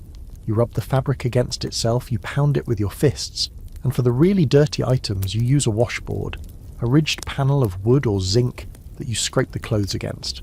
This is exhausting, repetitive work that leaves your knuckles red and raw. After the cold water scrub, the clothes are transferred to the copper, which is now filled with boiling water. You use a long wooden stick or a pair of tongs to submerge them, stirring the great bubbling mass of fabric. This boiling process was essential for sanitizing the linens, especially bedsheets and undergarments. It was the Victorian equivalent of a hot water cycle, a crucial step in killing germs and bacteria in an age before widespread understanding of them. This is a mainstream historical fact. The the boiling of laundry and surgical instruments represented a huge intuitive leap in public health, long before the specifics of germ theory were fully accepted. After being boiled for a good while, the clothes must be removed. You use your wooden stick to fish them out of the scalding water, heavy and steaming, and transfer them to another tub for rinsing. Not one rinse, but 2 or 3, each in fresh, cold water that you've had to haul from the pump. Your back is screaming in protest from lifting and carrying endless buckets of water. Finally, the clothes must be wrung out. You might have a mangle, a fantastic piece of Victorian engineering with 2 heavy rollers operated by a hand crank. You feed the wet clothes between the rollers, and the machine squeezes out the excess water. If you don't have a mangle, you do it by hand, a 2-person job of twisting the heavy wet fabric until your wrists and shoulders ache. A quirky and rather alarming fringe tidbit about laundry involves the use of washing blue. To make whites look whiter and counteract the yellowing effect of the harsh soaps, a small bag of blue powder, a synthetic ultramarine or Reckitt's blue, was swirled in the final rinse water. This added a faint blue tint that tricked the eye into perceiving the fabric as a brighter white. Some of these bluing agents contained Prussian blue, the same toxic pigment sometimes used on tea leaves, which contained cyanide compounds. It's a perfect example of the Victorians' willingness to employ dangerous chemicals for cosmetic results. Now, you must hang everything to dry. On a rare sunny day, you hang them on a clothesline in the yard, where they might get a fresh scent but also a fresh coating of soot from your neighbour's chimney. On a typical damp or rainy day, you hang them on drying racks or clothes horses set up in the kitchen, turning the already crowded room into a humid, steamy jungle of damp linen that blocks the light and heat from the stove. The entire process from sorting to hanging can take the better part of a day. Your hands are chapped, red, and feel like sandpaper from the constant immersion in harsh soap and water. Your back aches from hauling water and bending over tubs. Your clothes are damp and you're utterly exhausted, and the job isn't even finished. Tomorrow, all of that dry, stiff laundry will have to be taken down, sprinkled with water to dampen it again, and then ironed with heavy, solid cast-iron Sade irons heated on the stove. Historians who study women's work consistently point to laundry as the single most dreaded and physically taxing of all domestic chores. They still debate whether the introduction of the mangle was a greater labour-saving device for women than the sewing machine. For you, standing in the steamy, cluttered kitchen, the thought of having to do this all over again in a week is profoundly demoralising. You've conquered the household demon, but it has left you feeling beaten and battered.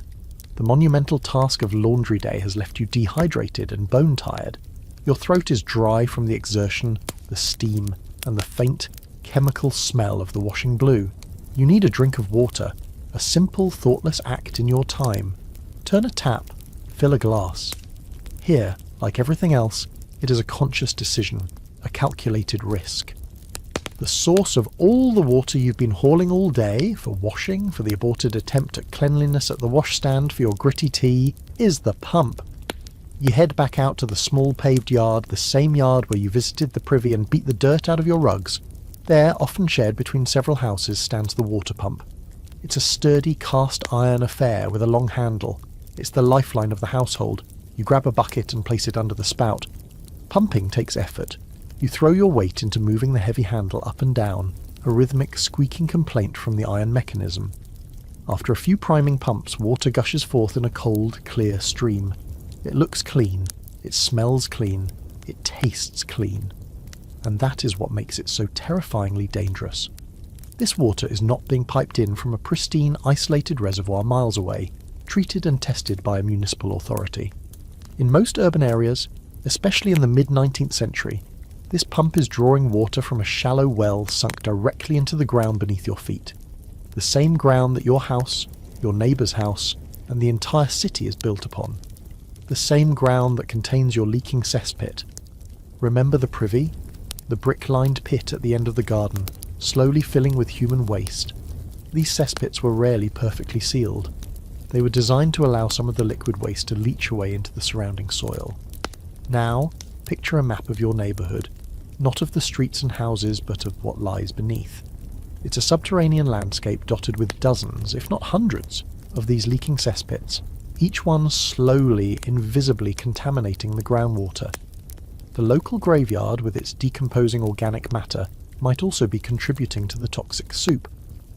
The water you are pumping for your drink is being drawn from this very same groundwater. The distance between the well that provides your drinking water and the cesspit that holds your waste might be as little as 30 feet.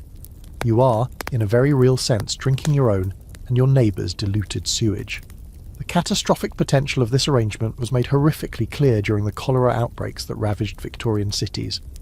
Cholera is a waterborne bacterial disease that causes severe diarrhoea and dehydration, leading to rapid death if untreated. For years, the prevailing scientific theory was that diseases like cholera were spread by miasma, bad smells or foul air. This is why the Victorians were so obsessed with airing rooms out, while paradoxically sealing them at night, and why they associated poverty with disease, assuming the stench of the slums was the direct cause of illness. The miasma theory was definitively debunked by a man named Dr. John Snow during the 1854 Broad Street cholera outbreak in London.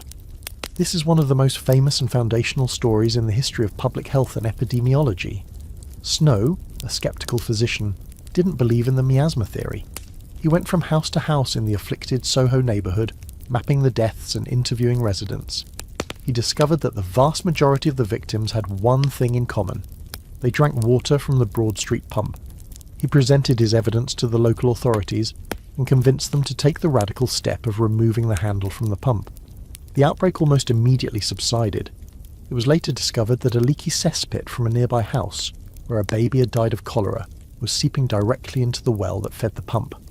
Snow's work was a landmark demonstration that the disease was being spread not by air, but by contaminated water.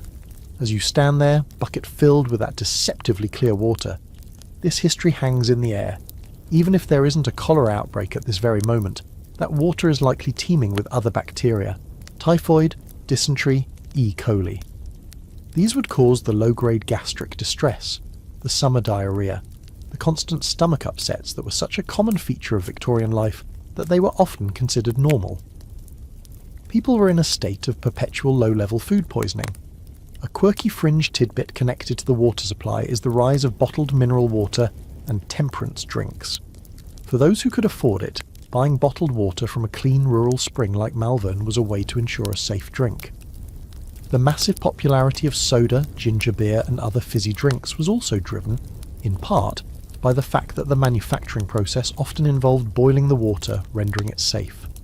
The temperance movement, which advocated against alcohol, inadvertently promoted public health by encouraging people to drink these safer, manufactured beverages instead of contaminated water or beer, which ironically was often safer than the water because the brewing process also involved boiling. Historians still debate how much the average person understood about this danger. Did they suspect their water was making them sick? Or did they fully subscribe to the miasma theory, blaming their illnesses on a whiff of bad air from a nearby sewer grate? The evidence is mixed. Many people anecdotally knew that certain wells were bad, but the scientific understanding was not yet widespread. For most, the pump was simply a fact of life, its water a necessity you couldn't live without.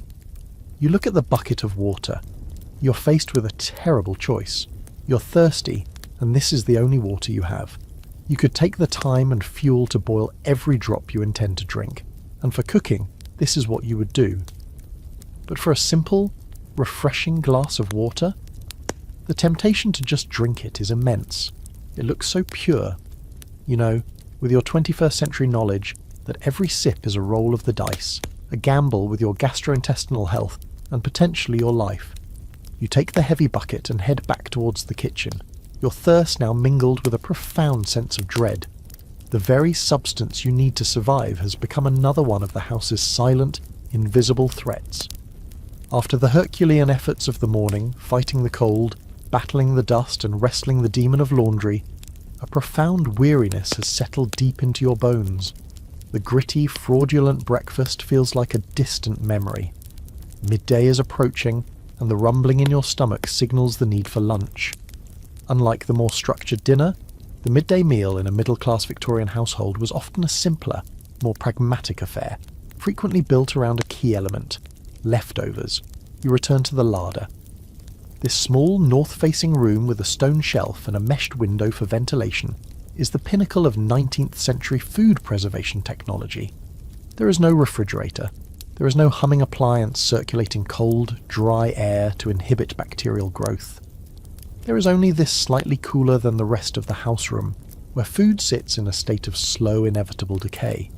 The concept of freshness as we know it simply doesn't exist. Your lunch will likely be constructed from the remains of last night's dinner.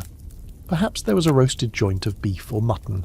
A portion of it would now be sitting on a plate on the stone shelf, covered with a muslin cloth to keep the flies off, a battle that was only partially successful. You lift the cloth.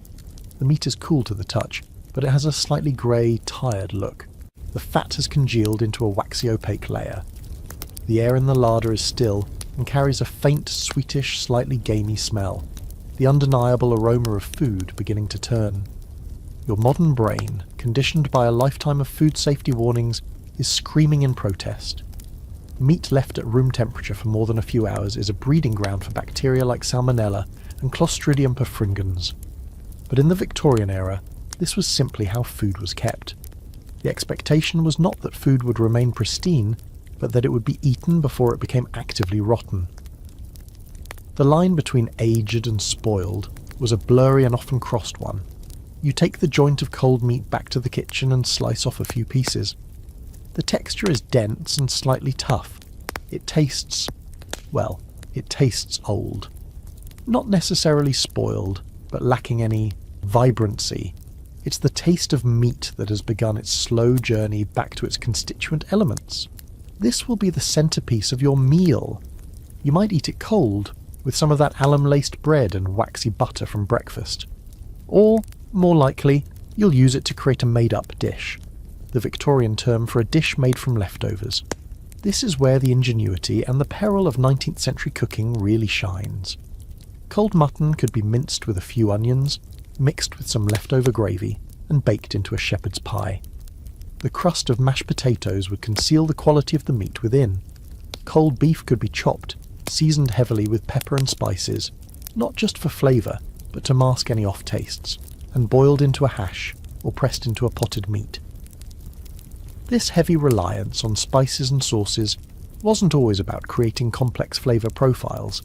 It was often a form of culinary camouflage. You decide on a simple plate of cold meat and bread. As you assemble your plate, you might also grab a pickle from a large stoneware jar. Pickling was, of course, a vital preservation method. Vegetables like onions, cabbage, for sauerkraut, and cucumbers were submerged in vinegar or a salt brine. This was a safe and effective way to extend the life of produce. However, the commercial pickle industry was just as rife with adulteration as any other. To achieve a vibrant, fresh green colour in their pickles, manufacturers often added copper sulfate, which is toxic. So even the safe food on your plate carries a potential risk. Another common lunchtime staple was soup. Soup was the ultimate leftover extender. A single bone from a roast could be boiled for hours with a few vegetables, and perhaps some of the less desirable scraps of meat to create a thin but nourishing broth. This was economical and practical.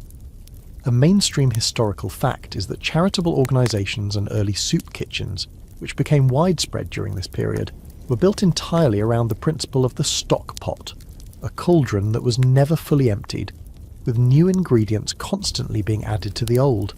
This created a perpetual stew that could feed many people cheaply, though the bacteriological implications of such a system are staggering to consider. A quirky and rather grim fringe tidbit about Victorian food preservation relates to something called the putrid throat. Diphtheria, a bacterial infection that could cause a thick grey membrane to grow in the throat, leading to suffocation, was a terrifying and common childhood killer. For years there was a folk belief, even among some doctors, that the disease was somehow linked to the consumption of high or slightly off meat. While the connection was biologically incorrect, diphtheria is spread by respiratory droplets, it speaks to the general anxiety and awareness that the food they were eating was often hovering on the edge of spoilage. People knew their food was not entirely right, even if they didn't understand the specific microbial reasons for it. Historians still debate the overall nutritional health of the Victorian middle class. While they had access to more calories, especially meat and sugar, than the working poor, the questionable quality and constant exposure to adulterants and foodborne pathogens likely led to chronic, low-level illness and nutritional deficiencies. The very concept of vitamins was unknown. A meal could be filling but not truly nourishing. You sit at the kitchen table with your simple, sad lunch. A few slices of greyish meat, a piece of heavy bread, and a suspect pickle. It's a meal born of necessity and defined by the absence of refrigeration. Every bite is an act of faith, a trust that the cook who prepared last night's dinner did a good enough job, and that the larder stayed just cool enough to keep the worst of the bacteria at bay. The food doesn't taste fresh or vibrant. It tastes of decay held in check. It's enough to quell the hunger in your stomach, but it does little to replenish your energy or your spirit. It's just fuel, and questionable fuel at that, for the long afternoon of chores that still lies ahead. You've finished your uninspiring lunch, the taste of old meat and copper-lace pickles lingering on your palate. As you sit for a moment at the kitchen table mustering the energy for the afternoon, you become aware of the other inhabitants of the house. Not the human ones, the uninvited ones, the ones that scuttle, crawl and creep. Your modern home is a sealed box, a fortress against the natural world. This Victorian house, with its porous brickwork, its gaps around the pipes, and its direct connection to the earth via the cellar and the pump, is more like a sieve. It is teeming with pests. The first you notice is the most brazen. A mouse, a tiny grey shadow. It darts from beneath the dresser, snatches a crumb of bread you dropped, and vanishes just as quickly.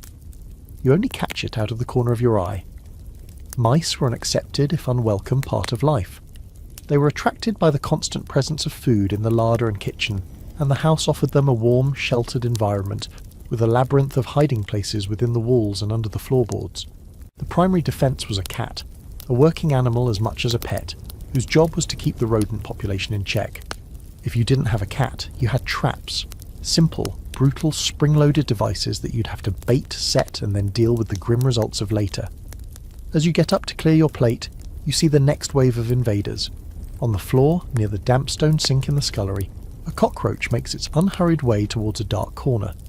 They, along with beetles, thrived in the damp, dark spaces of the house, the cellar, the scullery, the spaces behind the wainscoting.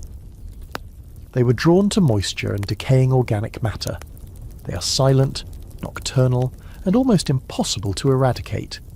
You might squash this one with your boot, a satisfying and disgusting crunch. But you know for every one you see, there are 100 more hiding, waiting for the lights to go out. But the most ubiquitous and infuriating pests are the flies. In the summer months the house would be filled with them. The stables down the street, the mountains of horse manure, the open-air markets with their uncovered meat and fish, and your own household rubbish pile were perfect breeding grounds. They swarmed in through any open window or door, landing on every surface, from your food to your face. Remember the muslin cloth over the meat in the larder? That was a fly cover. The delicate beaded nets placed over milk jugs and sugar bowls? Fly covers. A great deal of domestic energy was spent in a constant losing battle against these buzzing, filth-spreading insects. They would land on the manure in the street and then, moments later, on your slice of bread, transferring untold bacteria with their tiny sticky feet. The Victorian solution to this was often grimly chemical. Fly papers, long sticky ribbons of paper coated with a mixture of resin, oil and often arsenic, would be hung from the ceiling. They were hideously effective. Flies would land, become stuck and die a slow, buzzing death. The strips would become thick with a writhing black mass of trapped insects, a gruesome and deeply unappetizing decoration for the kitchen. To deal with the cockroaches and other crawling insects, a powder containing borax or, more potent, an arsenic-based poison like rough-on rats would be sprinkled along baseboards and in dark corners. This, of course, meant having loose poison scattered around the floor of your house, a significant hazard, especially if there were small children or pets. A mainstream historical fact of the era is that the understanding of insects as vectors for disease was only just beginning to dawn. For most of the 19th century, flies were seen as a nuisance, not a major health threat. It wasn't until the very end of the period, with discoveries linking mosquitoes to malaria and yellow fever, and flies to the spread of typhoid, that the public began to see these household pests as genuine dangers. Before that, they were simply a disgusting and unavoidable part of the background noise of life. Now for a truly horrifying and quirky fringe tidbit about Victorian pests. The Victorians, particularly the middle and upper classes, developed a passion for collecting and displaying natural history. This led to the trend of Wardian cases, essentially early terrariums, which were glass boxes filled with ferns and mosses. While beautiful, they often brought their own ecosystem of pests into the formal parlour, including slugs, snails, and a variety of damp-loving insects. More alarmingly, exotic goods coming in from across the empire could bring unexpected travellers. There are scattered, sensational accounts from the period of small snakes or large exotic spiders being discovered in crates of bananas or other imported goods, turning the unpacking of groceries into a potentially terrifying event. Historians still debate the psychological toll of living in such close proximity to so much vermin. Did it contribute to the Victorian obsession with cleanliness and order, a desperate attempt to impose control on a chaotic and invasive natural world? Or was it simply accepted as normal, a background annoyance that one became inured to over time? The sheer number of patents for fly traps, bug powders and mouse traps from the period suggests it was a major preoccupation. You shudder, thinking about the invisible world cohabiting with you. The mice in the walls, the beetles under the floor, the flies sampling your food before you do, and then there are the ones you can't see right now, but you know are waiting for you. The bed bugs and fleas, which we'll have the misfortune of meeting later tonight. The house is not a sealed sanctuary, it is a shared habitat. You are the dominant species, but you are by no means alone. This constant low-level siege by the insect and rodent world is another layer of stress, another source of filth, and another drain on your already depleted energy. Your home is not just your castle. It's a bustling multi-species ecosystem, and you are its very tired, very unwilling zookeeper.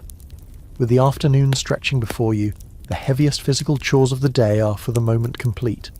The house is as clean as it's going to get, and the laundry is slowly drying in the kitchen. Now, a different kind of challenge presents itself, one not of physical labour, but of social endurance. It's time to receive visitors, and that means you must enter the most formal, formidable, and suffocating room in the house, the parlour. You move from the functional, lived-in chaos of the kitchen to the front of the house. As you open the parlour door, it's like stepping into another world. This room is not designed for comfort or relaxation. It is a museum of the family's status, a stage set for the performance of respectability. The air inside is still, heavy, and smells faintly of beeswax, old paper, and something else. A lack of oxygen. The first thing that strikes you is the sheer amount of stuff. We touched on the clutter during your battle with dust, but now you experience it in its full glory. The walls are covered in that arsenic-laced wallpaper, overlaid with dozens of gilt-framed paintings, prints, and sombre family photographs. The furniture is heavy, dark, and ornately carved. A mahogany table, several stiff-backed chairs, and a horsehair-stuffed sofa that is actively hostile to the human form. Every flat surface is laden. The mantelpiece is a forest of curios. The tables are draped with heavy velvet cloths, upon which sit stacks of leather-bound books, rarely read, porcelain figurines, and perhaps that Wardian case full of ferns we talked about, a miniature sweating jungle in a glass box. The room is deliberately dark.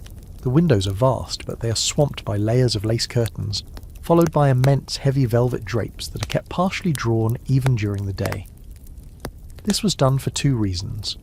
Firstly, to protect the fabrics and furniture from the bleaching effects of direct sunlight. Secondly, to create a sense of enclosed wealthy privacy, a barrier against the grubby outside world. The effect is to create a perpetual twilight, a gloomy, sepulchral atmosphere that is deeply oppressive. You're not alone in this room for long. A visitor is announced, a neighbour, perhaps, or another lady from the parish. You must now engage in the rigid, intricate ballet of Victorian social etiquette. Your posture, already dictated by your corset, must be perfect. You sit upright on the edge of one of the unyielding chairs, your back never touching its back. You cannot lounge or relax. The conversation is as stilted and formalised as the furniture. There are topics that are acceptable. The weather, a recent sermon, the health of various family members, in vague, non-graphic terms, the good works of a local charity. And there are vast oceans of topics that are absolutely forbidden. Money, politics, for women, personal feelings, bodily functions, anything that hints at passion or unpleasantness. It is a conversational minefield. A slip of the tongue, a moment of genuine but inappropriate emotion could lead to social ruin. You must be pleasant, modest, and utterly bland.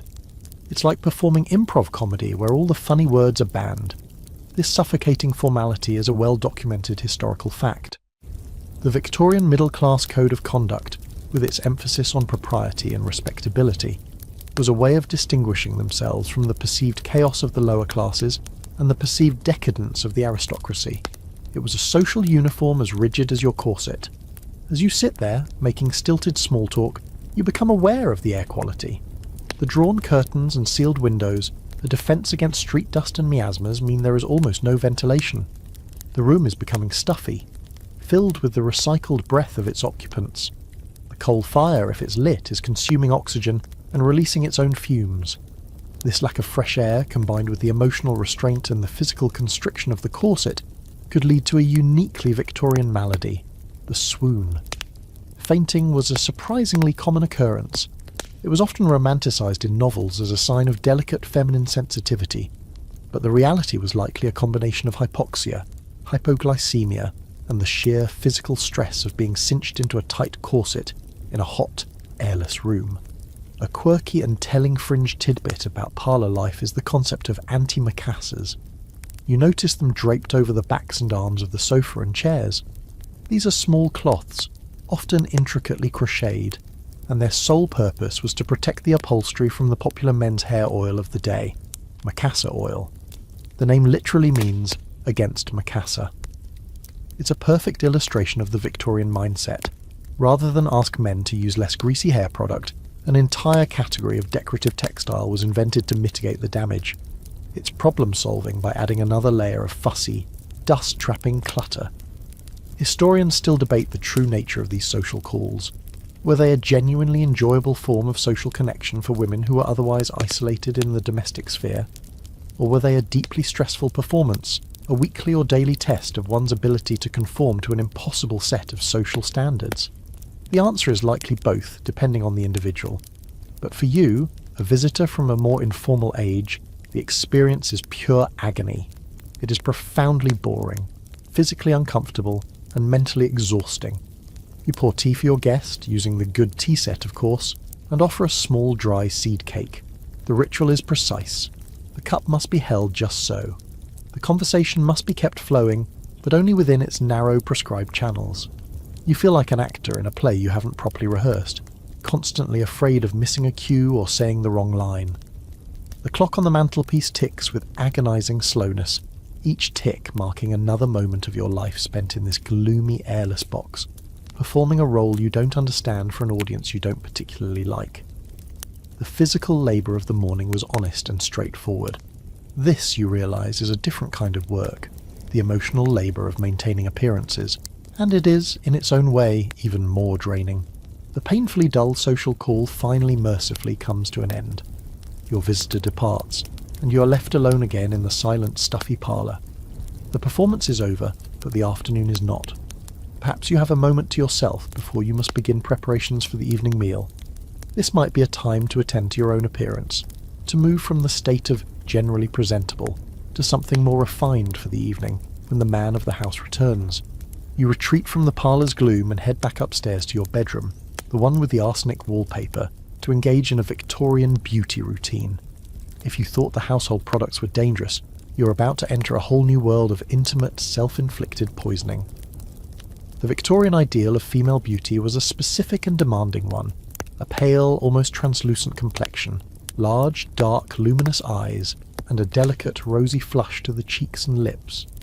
This look was meant to signify a life of leisure, untouched by the sun and coarse labour. It was a look that screamed, "I do not work," and achieving it often involved a small arsenal of toxic cosmetics. You approach the dressing table, which is separate from the functional washstand. This is where the potions and powders are kept. You look into the small mirror and decide your complexion is not fashionably pale enough. The time you spent outside beating rugs and hanging laundry has given your skin a hint of healthy, ruddy colour, which is, of course, entirely undesirable. To correct this, you reach for a pot of face powder or a liquid skin enamel.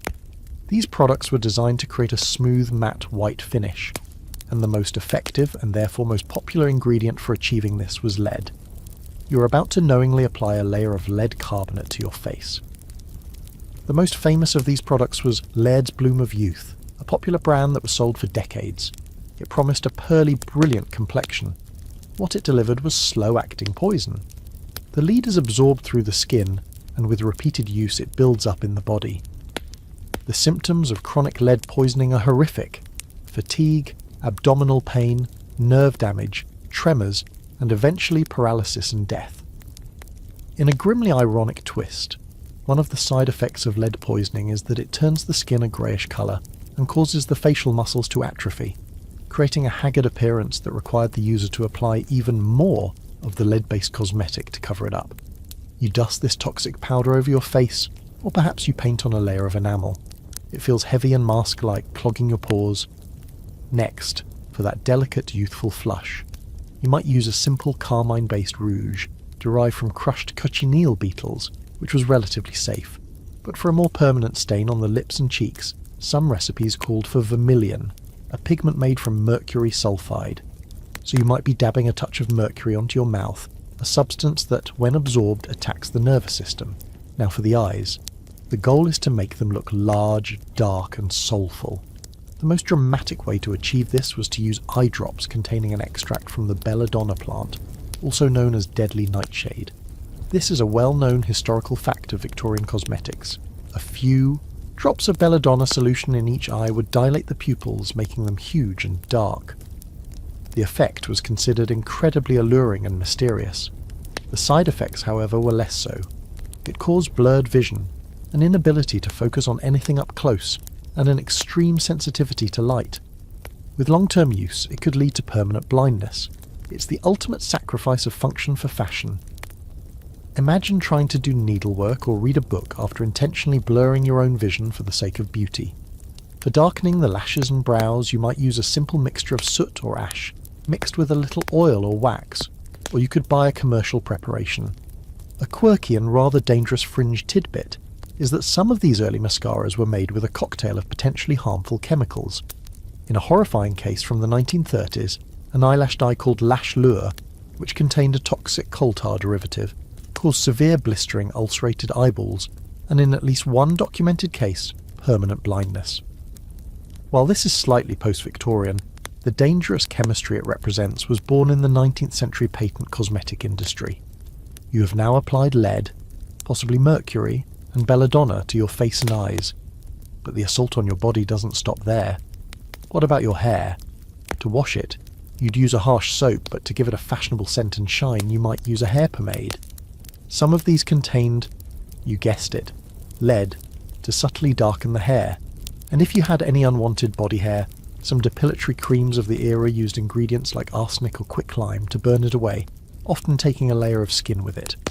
Historians still debate the extent to which the average woman used these products. Were they reserved for actresses and fast women, or were they a common part of a respectable middle-class woman's routine? The sheer volume of advertisements in popular women's magazines suggest a wide market. The advice columns in these same magazines, however, often preached a more natural approach, recommending things like cucumber juice for the skin and beet juice for the lips.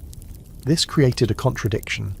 Women were encouraged to pursue a highly artificial ideal of beauty, while simultaneously being told that the use of overt paint was morally suspect.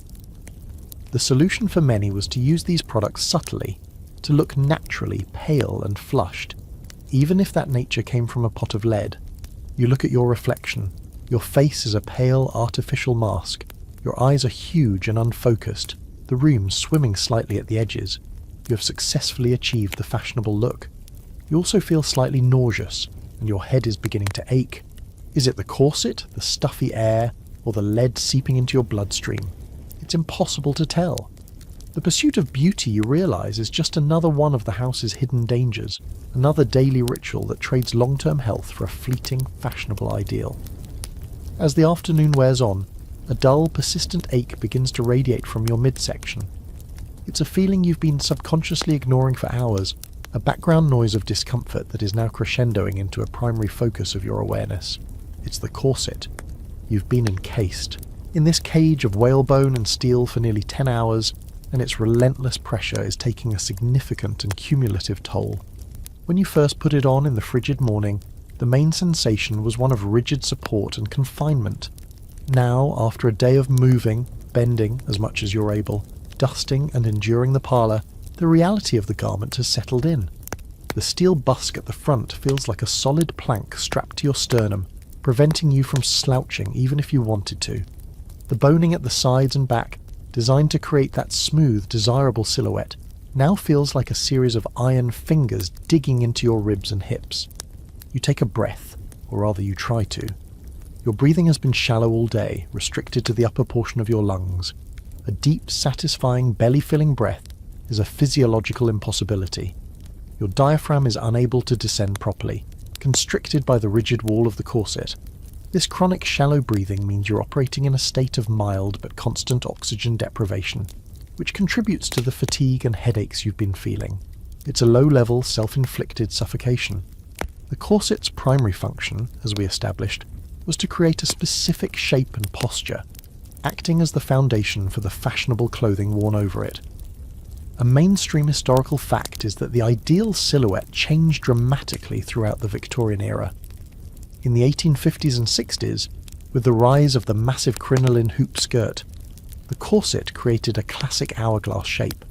By the 1880s, the bustle had shifted the focus to the back, and a new style of corset emerged that was longer and more rigid, designed to create a very straight, flat front while pushing the hips back. Your comfort level would depend entirely on which of these fashionable torture devices you are currently inhabiting. The pressure on your internal organs is immense. Your stomach, liver and intestines are being compressed and displaced from their natural positions. This is not just a sensationalist myth. Medical diagrams from the period, based on autopsies of long-term corset wearers, show a startling degree of organ rearrangement. The stomach is often squeezed into an hourglass shape itself, and the liver can be pushed downwards. This compression severely impacts digestion. Food moves more slowly through your compressed gut, leading to indigestion, heartburn, and chronic constipation, all common complaints in Victorian medical literature. That uninspiring lunch you ate is currently sitting in your constricted stomach, protesting its confinement. You might feel the urge to loosen the laces just a little to get some relief. But that's not really an option. The entire structure of your dress, the bodice, the skirt, the way it all hangs, is tailored to fit over your corseted form. To loosen the corset would cause your dress to sag and wrinkle, a clear sign of poor grooming and a lack of self-respect. You are, quite literally, trapped by fashion. Let's talk about the more extreme end of corsetry, tight lacing. While most women likely wore their corsets for support and shape without pulling them to the absolute extreme, a fashionable subset pursued the goal of a dramatically unnaturally tiny waist.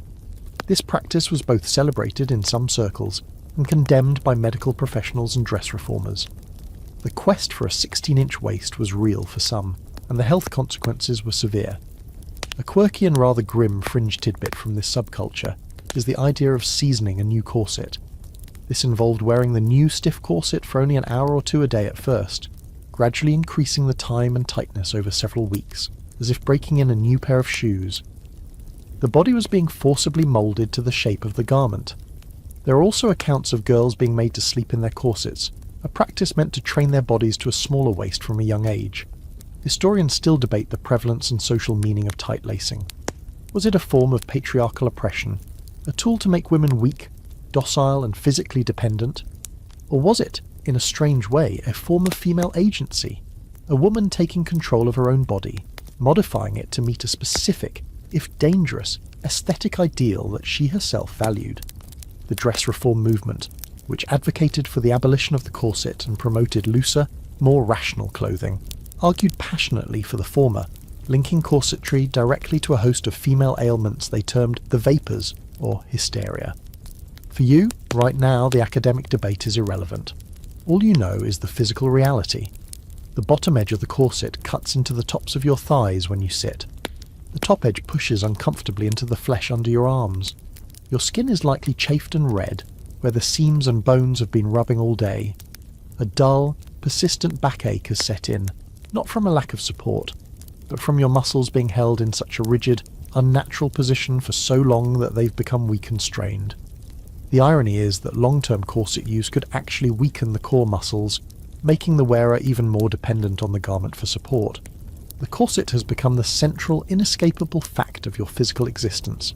It dictates how you breathe, how you move, how you sit, and how you digest your food. It is a constant, nagging, oppressive presence. The cold of the morning, the grime of the cleaning, the boredom of the social call, all of these were temporary states. The corset is a day-long endurance test. As you think about the evening ahead, preparing dinner, eating dinner, more sitting, the prospect of several more hours in this vise is profoundly disheartening. You yearn for the simple, unconscious freedom of a deep breath and the ability to slump in a chair. It's a freedom you never even knew you had, and one you now crave with every aching muscle in your torso. As the afternoon light begins to fade, a familiar gloom starts to creep back into the house.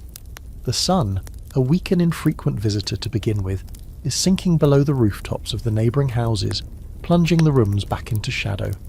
The warmth from the kitchen stove, which seemed so potent at midday, now feels like a losing battle against the encroaching evening chill.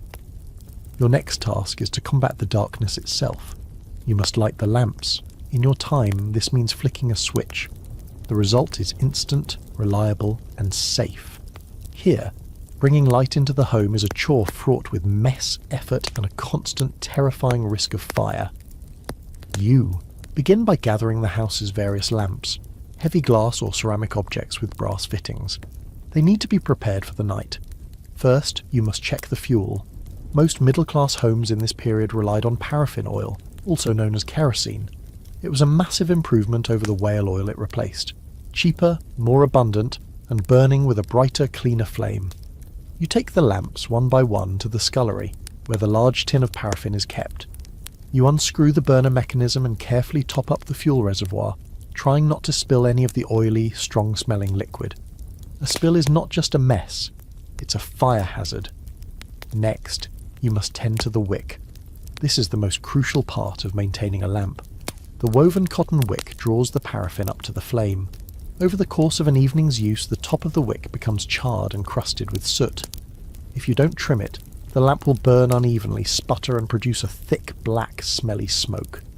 You take a small pair of scissors and carefully trim the top of the wick, aiming for a straight, clean edge. A slightly curved edge might produce a taller flame, but a perfectly flat one gives the most stable, even light. This daily trimming was a small but essential ritual for any functioning household. Finally, you have to clean the chimney. This is the tall, delicate glass tube that fits over the flame. It's not just for protection. Its shape is scientifically designed to draw air up from the base of the burner, feeding the flame with oxygen and creating a bright, steady light. Over the course of the night, the inside of this chimney becomes coated with a fine layer of soot. You take a soft cloth or a special chimney cleaning brush and carefully wipe the inside of the fragile glass until it is perfectly clear. A clean chimney means a brighter light and a more efficient burn. A dirty one dims the light and stinks up the room. It's a fiddly, delicate job. The glass is thin, and breaking a chimney is an annoying and expensive accident. Now, with the lamps refueled, trimmed and polished, you can begin to light them. You turn the small key on the burner to raise the freshly trimmed wick slightly, then strike a match. You carefully lift the glass chimney, light the wick, and then quickly but gently lower the chimney back into place. The flame, at first a small yellow flicker, will stabilise and brighten as the draft is established. You then adjust the wick. Too high, and it will smoke. Too low, and the light is feeble. It's a delicate balance. You repeat this process for every lamp in the house. One for the kitchen, one for the dining room, a couple for the parlour to create a welcoming glow. Each one is a small controlled fire that you're inviting into your home. This is a profound and terrifying historical fact. Fire was the leading cause of accidental death and property destruction in the Victorian era. A lamp knocked over by a playing child, a cat, or a clumsy guest could instantly turn a cosy room into a raging inferno. The flammable paraffin would spill and ignite, and the flames would hungrily consume the dry wooden furniture, the heavy curtains, and the voluminous, flammable clothing of the occupants. For wealthier city dwellers, there was another option: gaslight. A network of pipes would bring flammable coal gas into the house, feeding a series of wall-mounted or hanging fixtures. This was brighter and more convenient than oil lamps, no daily refuelling and trimming. However, it came with its own set of dangers. Gas leaks were common, and since the gas was often odourless, a slow leak could fill a room with an explosive mixture, waiting for a single spark to set it off. Leaks could also cause carbon monoxide poisoning. A quirky fringe tidbit about gaslight is its effect on interior decorating. The soot and chemical byproducts of burning gas were ruinous to paintings, fabrics, and book bindings, causing them to yellow and decay at an accelerated rate. This is one reason why the Victorians so often favoured dark, sombre colours in their decor. They simply hid the gas stains better. Historians still debate the overall impact of these new forms of lighting on society. On one hand, the bright, reliable light of paraffin and gas extended the day, allowing for more work, study and leisure after sunset. It literally pushed back the darkness, changing the rhythm of life. On the other hand, it introduced a new level of domestic danger and required a new set of daily chores and precautions. The safe and convenient light source was anything but. You have now populated the downstairs rooms with small, beautiful and incredibly dangerous orbs of light. The soft golden glow they cast is undeniably charming. It flickers gently, making the shadows dance, and it imbues the cluttered parlour with a warmth and intimacy it lacked in the stark light of day. But you can never fully relax. The smell of burning paraffin is a constant low-level reminder of the open flames in the room. A sudden draught from an opened door makes the flames leap and flicker wildly in their glass chimneys. Every lamp is a potential bomb. You have successfully fought off the darkness, but in its place, you have welcomed a far more immediate and volatile threat into your home. The dim, safe twilight of dusk has been replaced by a bright, warm, and perpetually hazardous glow. With the lamps lit and casting a warm, if treacherous glow, your thoughts turn to the final major undertaking of the day, dinner. This is the most substantial meal, the one that your attention must turn back to the kitchen. It's time to prepare the evening meal, the most substantial and socially important meal of the day. You've already experienced the deceptions of breakfast and the questionable preservation of lunch. Now returning man of the house will expect to be hearty and waiting. You head back into the kitchen, the heart of as you prepare for dinner, you're going to take a closer, more deliberate look at the contents of your pantry, domain, and prepare to once again engage with the contents of your larder and pantry. But this time, your and the sheer systematic scale of the poison in your food will come into horrifying focus. Your planning a relatively 21st century knowledge makes you look at the ingredients with a more suspicious forensic eye. You thought breakfast was a simple, hearty dinner, perhaps a meat pie, some boiled vegetables, and a blancmange or custard for dessert. You field, welcome to the main event. The centrepiece of a respectable middle-class dinner would be meat. You might have to start with the pie. You'll need flour for the crust. You open the bin and it's the same as steak or some chops from the butcher. You hold up a piece of raw meat. It has a surprisingly vibrant, healthy flour from this morning, the stuff whitened with alum. But for dinner, you might also need some seasoning. You reach for a small tin labelled pepper. You sprinkle some into your hand and examine it in the lamplight. It looking red colour. Too healthy. This was an era before refrigeration, and getting meat from the abattoir to the looks like pepper, but Victorian grocers were masters of imitation. It was common practice to bulk out expensive ground pepper with cheaper butcher. To your kitchen in a state of freshness was a constant challenge. An unscrupulous butcher might use a variety of chemical tricks to disguise the fact that his wares were past their prime. A wash of borax or a sprinkle of sulfites could substitutes, including dust, sand, and most commonly ground up pea and bean flour. It diluted the flavour and the cost inhibit bacterial growth and give aging, greyish meat a deceptively fresh, reddish appearance. You could be about to cook. Now for something more colourful. Perhaps you need a dash of cayenne pepper for the pie filling. You reach for a piece of meat that is chemically preserved on the outside but already turning on the inside. What will you serve with the bright red tin? This is where things get truly dangerous. The vibrant red of cayenne was often enhanced with substances like red lead, a highly toxic lead oxide, or cinnabar, which is mercury sulfide. These poisonous compounds were added meat, perhaps some vegetables. You have some potatoes, which are generally safe, and a cabbage. But what about something from a can? Tinned food was a revolutionary technology in the 19th century, allowing for the long-term preservation simply to make the product look more appealing and authentic on the shelf. You are potentially about to add a dash of heavy metal poison to your family's dinner, just for a bit of colour and spice. Let's move on to everything from fish to fruit. However, the canning process was still being perfected. A major danger was the lead solder used to seal the vegetables. You have some carrots and perhaps some cabbage. These are relatively safe, provided they are fresh. But what the cans? Droplets of this lead could, and often did, get into the food, especially with acidic contents like tomatoes. So about the pickles you might serve alongside the pie? We've already touched on the commercial pickles being dyed green with copper sulfate. Your convenient can of vegetables could come with a side of heavy metal poisoning, but it's the condiments and seasonings. This practice was shockingly common. In his groundbreaking 1850s investigation for The Lancet, Dr. Arthur Hill, where the real festival of fraudulence begins. You need some pepper for the steak. You reach for the pepper pot. The Hassel analysed dozens of samples of commercially bottled pickles and found that almost all of them contained dangerous levels of copper. The ground pepper inside is dark and pungent. It is also very likely not pure pepper. Ground black pepper was one of the most commonly. Manufacturers would boil the pickles with copper coins or in copper vats to give them that lurid, unnatural green that customers adulterated spices. It was frequently bulked out with what was known in the trade as PD. Pepper dust had come to associate with quality. For dessert, you plan to make a simple, sweet blancmange. This, which could be anything from floor sweepings from the spice warehouse to charcoal, sawdust or ground-up olive stones, requires milk, sugar, and a setting agent like gelatin or cornstarch. You retrieve the milk jug. It's the same, maybe you'll make a gravy, thickened with flour. That flour, as you know from breakfast, might contain alum-watery bluish milk from this morning, potentially bulked out with chalk or plaster. You reach for the sugar. It's a or plaster. You want to give the gravy a rich brown colour. You might reach for a bottle of browning, coarse brownish sugar.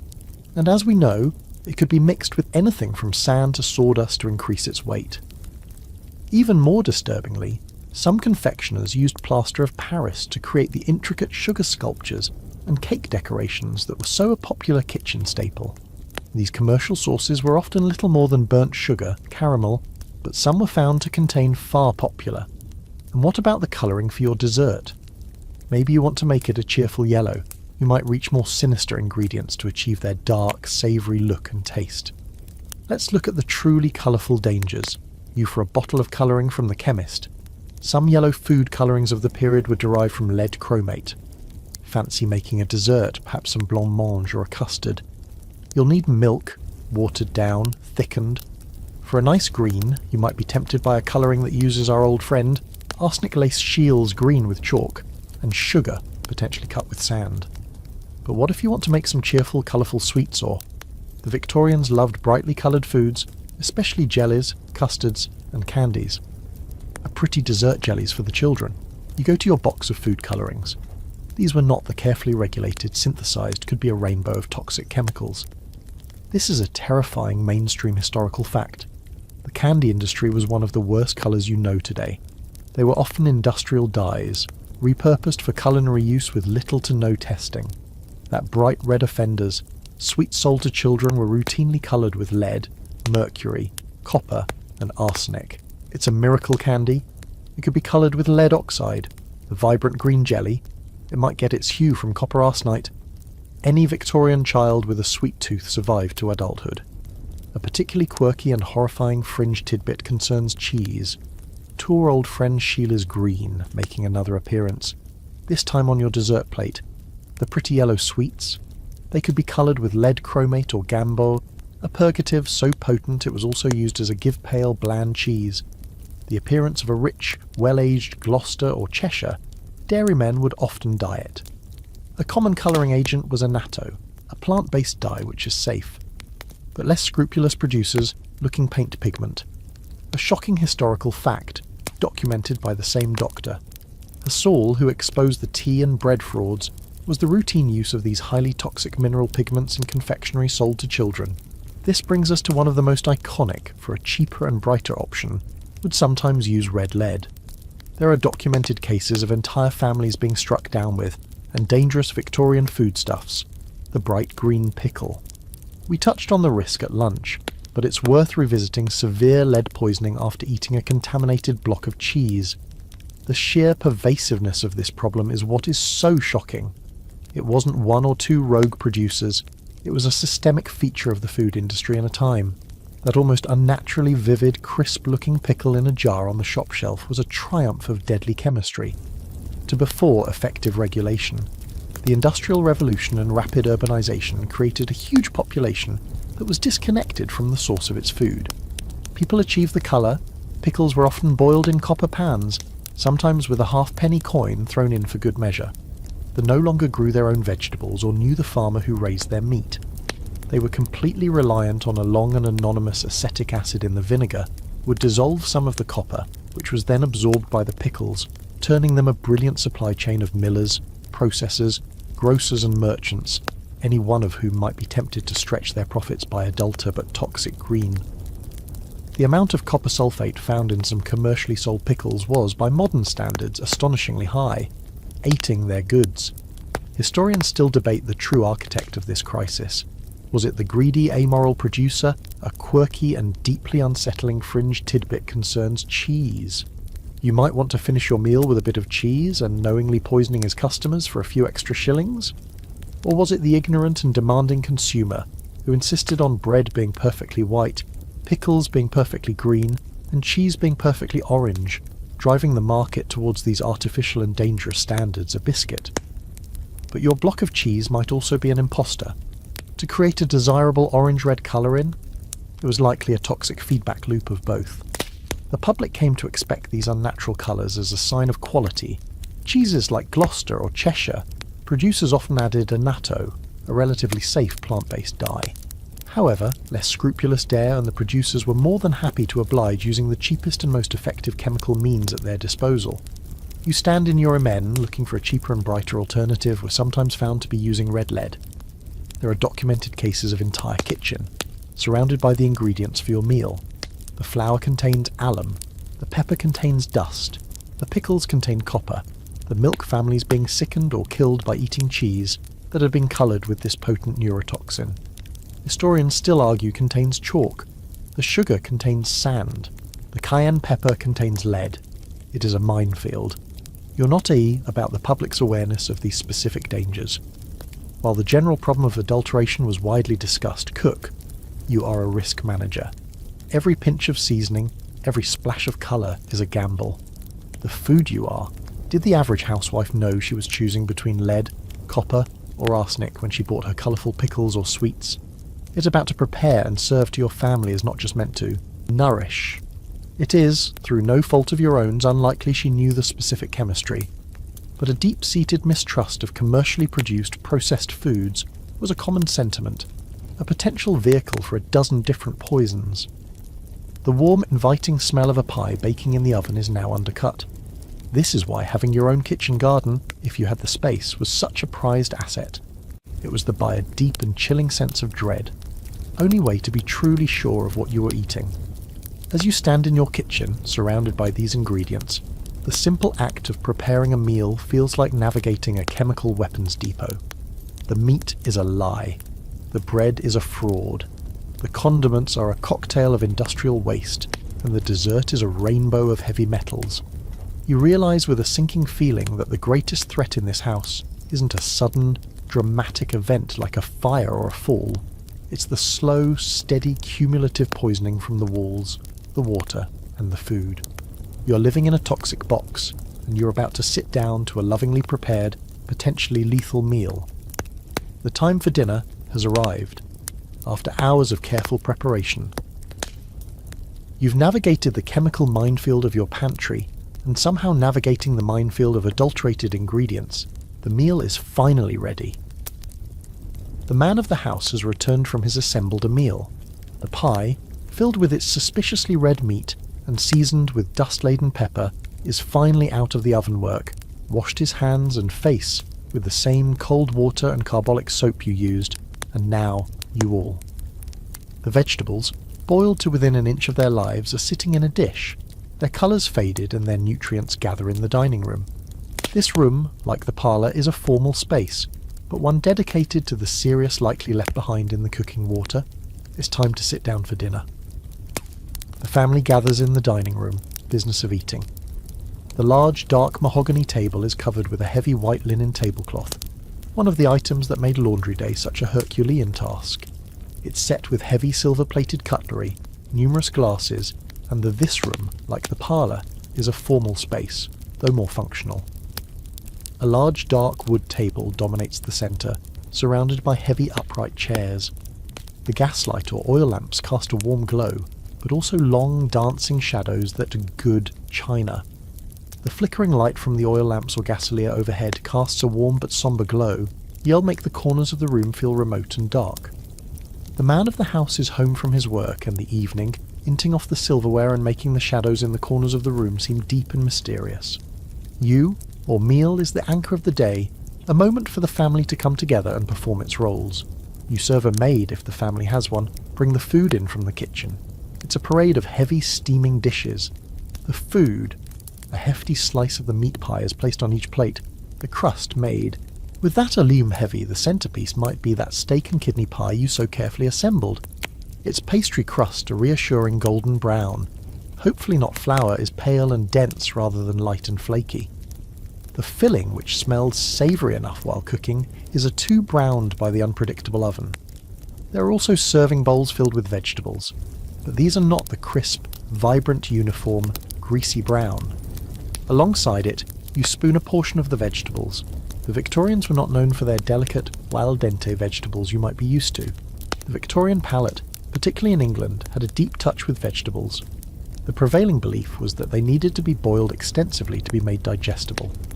The result is a pile of soft, watery and almost flavourless cabbage and carrots. All nuance, all texture, all freshness has been obliterated seated suspicion of anything raw or undercooked. Vegetables were boiled, and not just boiled, but boiled into submission. Your potatoes have been boiled until they are soft and floury. The cabbage has been boiled until it is a translucent greyish-green mass, its texture limp, and its sulphurous smell permeating the room. Any carrots or turnips have been treated through prolonged exposure to scalding water. This was a culinary tradition that valued thoroughness over subtlety. The meal itself is heavy, monotonous and greasy. The pie crust is stodgy, the meat within is tough, and the whole thing sits similarly, boiled until they are soft enough to be mashed with a fork, their bright colours faded, their flavour muted, and most like a lead weight in your stomach, a stomach that is still being compressed by your corset. The sheer fattiness of the food of their water-soluble vitamins leached out into the cooking water, which was then discarded. This culinary philosophy was a feature, not a bug. Fat meant calories, and calories meant energy and status. In an era before the dangers driven by a fear of germs, boiling was seen as a way to purify food and make it safe. The result of saturated fats were understood.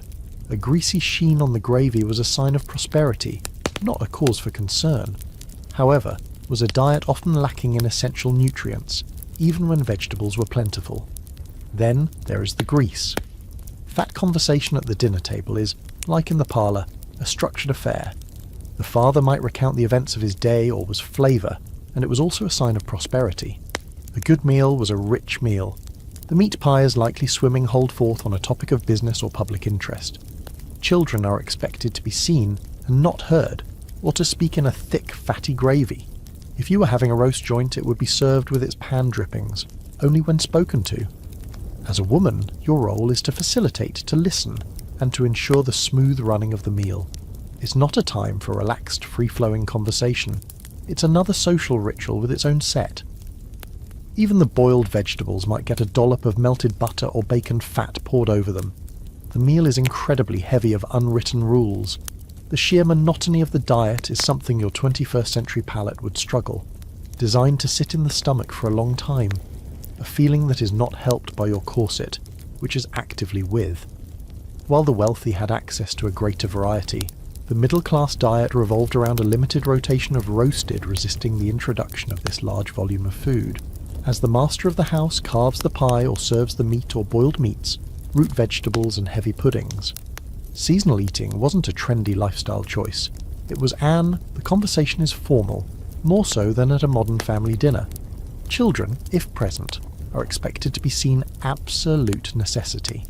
In the winter, the diet would become even more constrained, relying on stored root vegetables, pickled goods, and preserved and not heard, speaking only when spoken to. The conversation between husband and wife is polite and restrained. It is a performance meets. The bright, fresh flavours of things like salad greens, tomatoes, or bell peppers were rare luxuries, often grown of domestic harmony and order. A stark contrast to the chaotic, often dangerous reality of running the household. You under glass at great expense. A mainstream historical fact is that this lack of fresh produce, especially in winter, meant that mild take your first bite. The pastry is heavy. The meat filling is savoury, its questionable origins masked by the salt, pepper.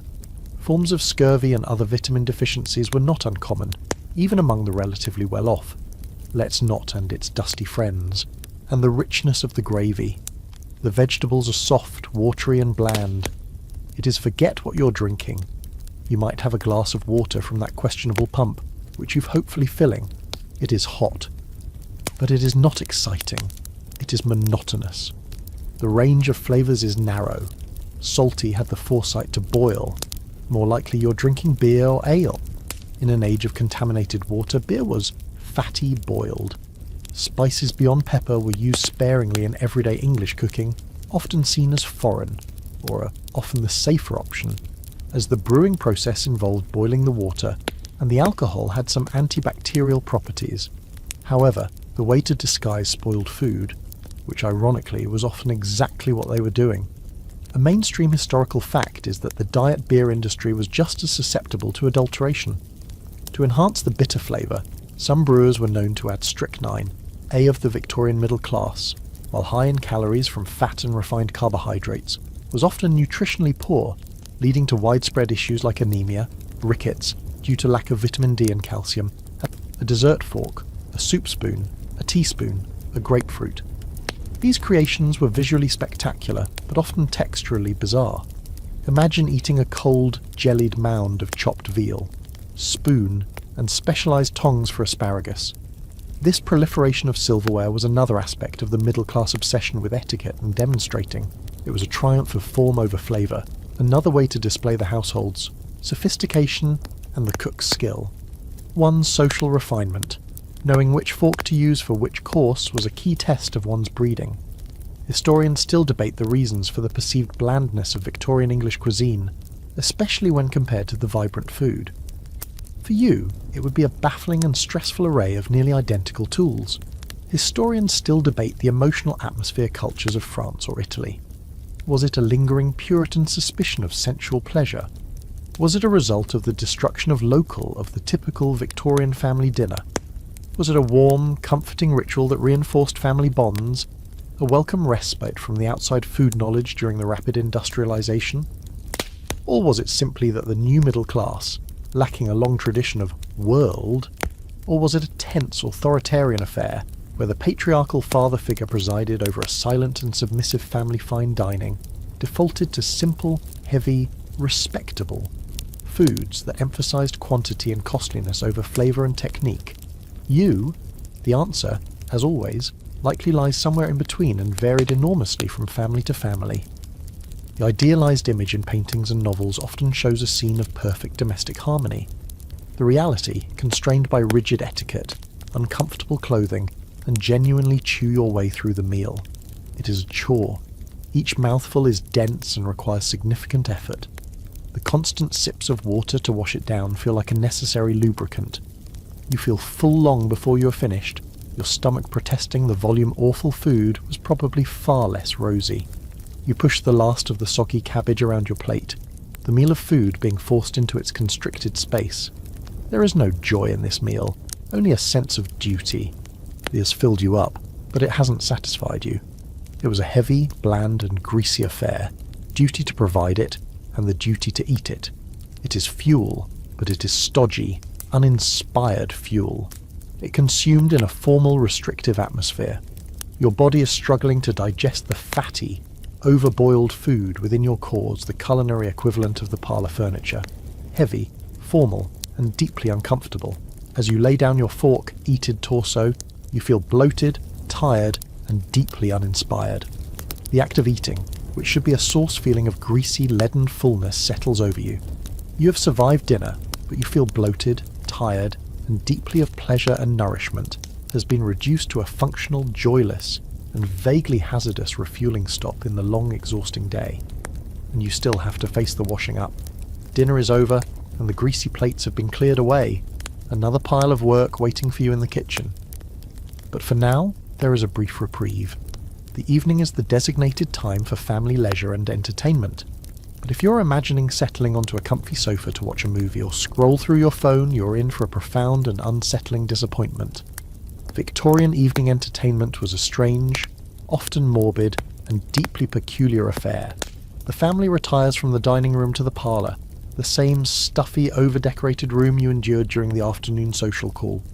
The lamps are lit, casting their flickering golden glow, and the heavy curtains are drawn, creating an enclosed, almost womb-like space, sealing you off from the dark, dangerous world outside. The fire in the hearth crackles, providing a focal point and a small circle of warmth. The atmosphere is meant to be cosy and secure, but it feels claustrophobic. What do you do for fun? For the children, there might be board games like the moralistic Snakes and Ladders. Originally from India, its journey to Britain is a mainstream historical fact of empire. Or the game of Goose, where landing on certain squares propelled you forward or sent you back. These games were often designed to teach lessons about virtue and vice. For the adults, a primary form of entertainment was reading aloud. The man of the house, or perhaps one of the older children with a clear voice, would read from a popular novel. This was the golden age of the serialized novel. Families would eagerly await the next installment of a story by Charles Dickens or Wilkie Collins. The shared experience of the story, with its drama, suspense and cliffhangers, was a powerful bonding ritual. If reading wasn't on the agenda, music was a popular alternative. If the family was well off enough to own a piano, one of the daughters, having been dutifully instructed for years, would be called upon to play. She might play a piece by Chopin, or a popular music hall tune, filling the room with sound. It was a display of her accomplishment, a key part of her education, and a sign of the family's cultural refinement. But alongside these relatively normal pastimes, existed a world of much stranger, more macabre diversions. This was an era fascinated by death, science, and the supernatural, and their evening entertainments reflected this. For instance, you might spend the evening working on a scrapbook. But these weren't just collections of pretty pictures. The Victorians loved sentiment albums, which might contain pressed flowers from a significant location, intricate cuttings of silhouettes, and even locks of hair from loved ones living or dead. The memorialising of the dead was a common and public act, and a child's golden curl sitting on a page next to a dried fern was not seen as morbid, but as touchingly sentimental. Then there was the popular hobby of taxidermy. It's a quirky and rather unsettling fringe tidbit that amateur taxidermy was a fashionable pastime. A family might spend the evening gathered around the parlour table, stuffing and mounting a squirrel or a small bird that had been unfortunate enough to die in the garden. Manuals gave instructions on how to skin, preserve, often with arsenic soap, and pose the animals in lifelike, or comically human-like, dioramas. The finished products would then join the legion of other dust-collecting objects on the mantelpiece. Perhaps the most iconic and strange of all Victorian evening pastimes was the séance. Spiritualism, the belief that one could communicate with the spirits of the dead, was a massive craze that swept through all levels of society, from Queen Victoria herself down to the middle classes. A group might sit around the parlour table, hands linked, in the darkened room. A medium, who could be a visiting professional or even one of the family members believed to have psychic gifts, would attempt to contact the other side. The séance was a form of theatre. Raps on the table, a floating trumpet, a ghostly touch in the dark, these were all part of the performance. Was it real? Was it a trick? For many, it was a profound and comforting experience, a way to feel connected to the loved ones they had lost in an age of high mortality rates. For others, it was a thrilling, spooky game. Historians still debate the reasons for this deep cultural fascination with spiritualism. Was it a genuine religious movement, a reaction against the perceived soullessness of industrial science? Or was it a form of psychological release, a way for people living in a highly repressed and emotionally constrained society to experience wonder, fear, and profound emotion in a controlled setting? Whatever the reason, the idea of spending your evening trying to talk to your dead relatives was considered a perfectly reasonable form of entertainment. If a full-blown séance wasn't on the cards, you might settle for telling ghost stories. The ghost story was elevated to a high art form in the 19th century. Writers like M.R. James and Sheridan Le Fanu perfected the art of the chilling atmospheric tale. Picture it. The house is dark and silent, save for the crackling fire and the wind whistling outside. The flickering lamplight makes the shadows in the corner of the parlour leap and twist. In this setting, a well-told story of a spectral presence or a vengeful ghost would be terrifyingly effective. You sit there in your stiff corset in the stuffy, cluttered room. The entertainment is not relaxing. It's either intellectually demanding, emotionally fraught, or actively creepy. There is no passive consumption of media. Everything is an activity, a performance, a ritual. The lines between hobbies, science, and the supernatural are incredibly blurry. You have spent your day fighting against the very real dangers of poison, filth, and fire, and now you spend your evening actively inviting fictional, or perhaps not so fictional terrors, into your home for fun. It's a strange, unsettling end to a long, unsettling day. The evening's strange entertainment, whether it was a spooky story or a stilted piano recital, has wound down. The clock on the mantelpiece, which has ticked away the hours of your long day with agonising slowness, chimes late into the night. It's time for bed. A collective sense of weariness settles over the family, but the day is not quite over. The process of shutting down the house is another series of chores, and as you begin, you become aware of a familiar, unwelcome sensation. The chill is returning. The fire in the parlour hearth, which was the cheerful centre of the evening, has now burned down to a pile of glowing red embers. It's radiating a final weak wave of warmth, but it's no longer powerful enough to hold the room's cold at bay. The heat from the kitchen stove, which once permeated the ground floor, has long since dissipated, the iron beast itself now cooling and silent. As the artificial heat sources die, the house begins its nightly reversion to its natural state, a cold, damp thermal sieve. The chill doesn't just creep in, it actively seeps. You feel it first at the edges of the room, a tangible coldness radiating from the large, poorly insulated windows. The heavy velvet curtains, which seemed so imposing, are little more than a decorative veil against the cold night air outside. A draught, as fine and sharp as a needle, snakes its way under the door and across the floorboards, chilling your ankles. You can feel the temperature in the room dropping, minute by minute. Before you can retreat upstairs, the lamps must be dealt with. You go through the house, extinguishing the flames one by one. You turn down the wick until the flame is just a tiny bead. Then you gently blow it out, sending a small puff of oily, sooty smoke into the air. Each extinguished lamp plunges a room into darkness, and with the darkness comes the cold. The house grows dimmer and colder with each lamp you put out. It's a slow, deliberate surrender to the night. This is the point in the evening where the class divide in heating becomes starkly apparent once more. In a very wealthy household, a servant might be tasked with banking the fires, carefully arranging the embers and adding a specific type of slow-burning coal so that a low fire would smoulder through the night, making it easier to restart in the morning. This was a skilled job, as doing it improperly could fill the house with deadly carbon monoxide. For your middle-class household, however, coal is too precious a commodity to burn while you sleep. The fires are allowed to die completely. It's an economic necessity, and the price you pay for it is a nightly descent into a deep, penetrating cold. You make your way up the main staircase carrying a single lamp or a candle to light your way. The air on the staircase is noticeably colder than the parlour you just left. The heat from the ground floor never truly made it up here, and now the upstairs hallway feels like a tomb. The cold seems to hang in the air, heavy and stagnant. Your breath begins to mist in front of you again, just as it did when you first woke up so many hours ago. It feels like you've come full circle. The day's brief battle for warmth now utterly lost. You enter your bedroom. It is, of course, an icebox. Any residual warmth from the day has long since vanished. The room has had all afternoon and evening to shed its heat into the night. The air is frigid and damp.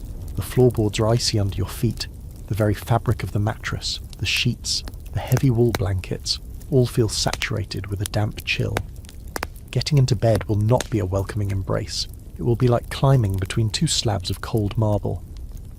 A mainstream historical fact is that respiratory illnesses like pneumonia, bronchitis and tuberculosis were rampant in the Victorian era, and it's not hard to understand why. This constant cycle of living in overheated, stuffy rooms and then sleeping in frigid, damp ones would have put an immense strain on the lungs and immune system. A quirky fringe tidbit about staying warm at night was the use of the sleeping sock. This wasn't just a sock you wore to bed. It was often a much larger, knee-length woolen stocking, sometimes filled with heated oats or salt that you would cuddle with, like a primitive hot water bottle. The invention of the rubber hot water bottle in the late 19th century was a genuine revolution in nighttime comfort, but for much of the period, people relied on heated bricks wrapped in flannel, bed warmers filled with coals, or these improvised grain-filled socks. Historians still debate the psychological impact of this nightly return of the cold. Was it a source of dread, a nightly reminder of the fragility of comfort and security? Or was it so normal, so utterly expected, that it was simply accepted as part of the natural rhythm of life, like the setting of the sun? For you, a visitor from a centrally heated future, the experience is deeply unsettling. The comfort and security of home feels like a temporary illusion, a small bubble of warmth that exists for only a few hours each day before the vast, indifferent cold of the outside world reclaims the space. You stand in the middle of your freezing bedroom, the single candle in your hand casting huge, flickering shadows on the arsenic-papered walls. The profound, bone-deep weariness from your long, arduous day is matched only by the profound, bone-deep chill of the room. The prospect of stripping off your many layers of clothing in this Arctic environment is daunting, and the bed, which should be a welcoming haven, is instead a cold, uninviting challenge. The struggle isn't over. You have survived the day, but you still have to survive the night. Standing in the frigid darkness of your bedroom, the day's exhaustion pressing down on you like a physical weight, one final unpleasant task remains before you can even think about sleep. It's the nighttime version of the journey you made to the privy first thing this morning. The idea of trekking back down the cold, dark stairs, through the even colder house, and out into the blackness of the yard to visit the outhouse is simply unthinkable. It's not just uncomfortable, it's genuinely hazardous in the pitch dark. And so, you must turn to the indoor alternative, the chamber pot. You retrieve it from its dedicated cupboard in the washstand. It's a sturdy ceramic vessel, often decorated with floral patterns or pastoral scenes, a quaintness that does little to disguise its grim purpose. This object is your toilet for the night. The ritual is a solitary and undignified one. There is no privacy of a separate room, no flushing mechanism to whisk the evidence away. There is just you, this pot, and the cold, silent bedroom. The process is a logistical challenge in itself. You're still wearing your daytime clothes, or you may have just changed into a long flannel nightgown. You have to hoist your layers, squat in the freezing air, and carefully position yourself over the pot. It's an awkward, uncomfortable, and deeply unglamorous moment. The sound in the profound quiet of the house seems unnervingly loud. There is no fan to mask it, no running water to disguise it. Once you have finished, the problem does not go away. There is no flush. The chamber pot and its contents now have to reside in the bedroom with you all night. You might slide it under the bed, tucking it out of sight, but it is not out of mind. The faint, unpleasant odour will gradually permeate the cold, still air of the room. Every time you shift in bed, you might hear the liquid sloshing gently beneath you, a deeply unsettling reminder of its presence. This was the universal reality for almost everyone in the 19th century. Even in wealthy homes that might have had an early experimental flushing water closet, these were often unreliable and located far from the bedrooms. The chamber pot remained a ubiquitous and essential piece of bedroom furniture. A mainstream historical fact is that the job of slopping out, emptying the household's chamber pots each morning, was one of the most dreaded and unpleasant tasks for a domestic servant. The maid would have to go from room to room collecting the full pots, carrying them carefully downstairs and outside to be emptied into the same cesspit as the privy. It was a heavy, smelly and nauseating start to the day. In a household without servants, this grim task would fall to one of the women of the family. The design and decoration of chamber pots is a quirky and fascinating fringe area of ceramic history. While most were decorated with simple flowers, some had humorous or satirical verses printed on the inside bottom. A popular design, particularly in the early 19th century, featured a portrait of Napoleon Bonaparte, allowing the user to express their patriotic contempt in a very direct manner. Others had a large painted eye at the bottom, accompanied by a rhyme like, "Use me well and keep me clean, and I'll not tell what I have seen."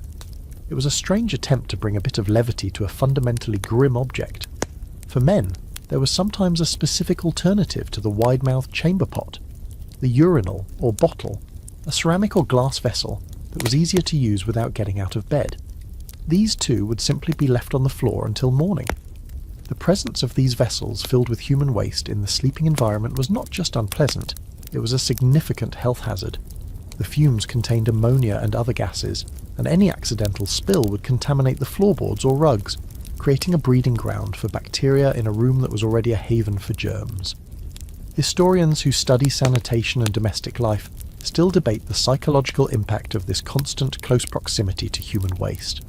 Did it create a sense of resignation, an acceptance of smells and states that we would find utterly intolerable? Or did it contribute to the Victorian obsession with covering up unpleasant realities, both literal and metaphorical? The way they decorated chamber pots with delicate roses, trying to beautify an object of pure utility and filth, seems to speak volumes about their desire to impose a veneer of civilization over the raw, messy facts of life. You slide the pot under your bed. The final chore of the day is complete. You are now free to get undressed and climb into bed. But the room feels different now. It is not just a cold, dark space. It is a cold, dark space that you are sharing with a container of your own waste. The air feels thicker, heavier. The simple act of breathing feels less clean. It's a final, profound indignity in a day that has been filled with them. It strips away any romantic notion of the Victorian bedroom as a peaceful sanctuary. It is a functional space, a toxic space, and now it is also a latrine. The thought of spending the next 8 hours in this environment, with that object lurking just a few feet below you, makes the prospect of a restful night's sleep seem very, very distant. Having dealt with the unpleasantness of the chamber pot, the moment you have been dreading and craving in equal measure has finally arrived, getting into bed. You've shed your many layers of clothing in the frigid air, the brief shocking cold on your skin, the final punishment before seeking refuge. You pull back the heavy mountain of blankets and with a shudder, slide your body between the icy coarse linen sheets. The cold is absolute. It's a damp, penetrating chill that seems to cling to the very threads of the fabric. It steals your body heat instantly, making you gasp. You curl into a tight ball, trying to create a small pocket of warmth with your own body, your teeth chattering. It will be a long time before the bed becomes a comfortable temperature. You lie there, shivering, waiting, praying for the numbness to set in, and that's when you feel the first one. A tiny, sharp, itching sensation on your leg. You try to ignore it, telling yourself it's just your imagination, or the scratchy fabric of the sheets. Then you feel another one, on your arm this time, and another, on your back. A slow, creeping horror dawns on you. You're not alone in this bed. The bed, your supposed sanctuary from the cold, is already occupied. It is home to a thriving population of biting, blood-sucking insects. The two most common culprits were fleas and bedbugs. Fleas were everywhere.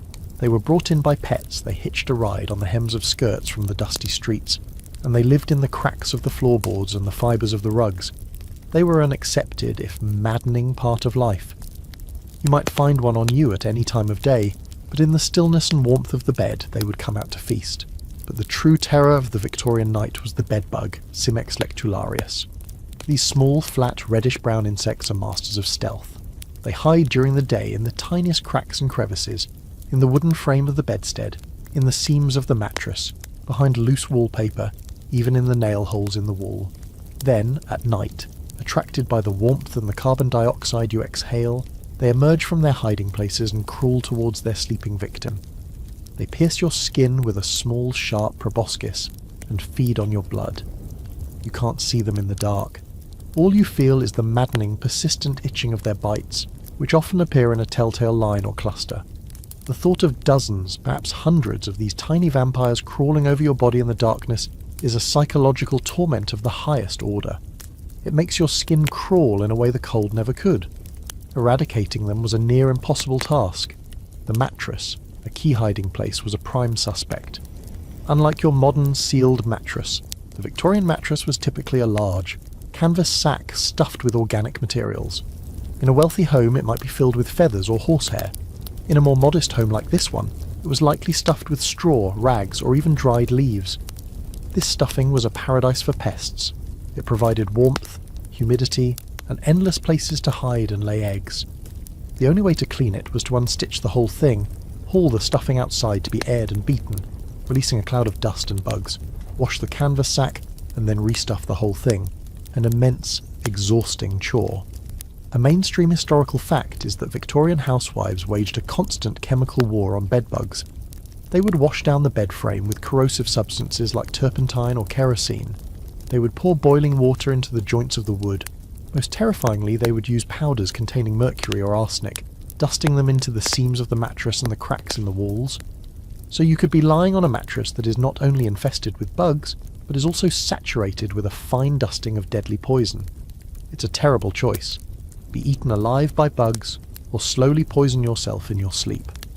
A particularly quirky and horrifying fringe tidbit is the invention of the bug-proof bed. In the 19th century, there was a trend for iron bedsteads. These were marketed as being more hygienic than wooden ones, precisely because their smooth, non-porous surfaces offered fewer hiding places for bedbugs. A clever and slightly desperate feature of some of these iron beds was the inclusion of small glass or ceramic cups, called insulators, or caster cups, placed at the bottom of each leg. The idea was to fill these cups with a liquid, water or, more effectively, kerosene, creating a tiny moat that would prevent bugs from crawling up the legs of the bed from the floor. Of course, this did nothing to stop the ones that were already living in your mattress or dropping from the ceiling. Historians still debate the full impact of these constant low-level parasitic infestations on the Victorian psyche. The maddening itch, the lack of quality sleep, the constant feeling of being unclean. It must have contributed to the general anxiety and irritability that many people seem to suffer from. It's hard to be a model of propriety and restraint when you're being slowly eaten alive in your own bed every night. You lie there in the dark, caught between the freezing cold of the sheets and the fiery itch of the bites. You try to scratch, but it only makes it worse. You shift your body trying to find a position where they won't find you, but it's a futile effort. The bed, the one place you have been looking forward to all day, has revealed itself to be a place of torment. It is not a sanctuary, it is a hunting ground, and you are the prey. The sheer exhaustion of the day is warring with the active misery of the night.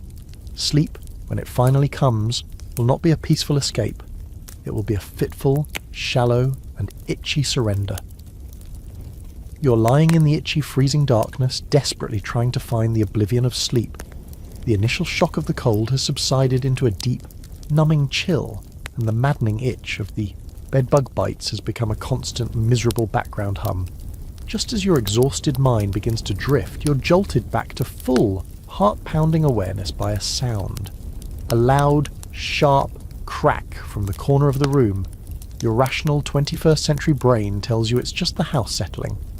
The timbers of the old structure contracting in the cold night air.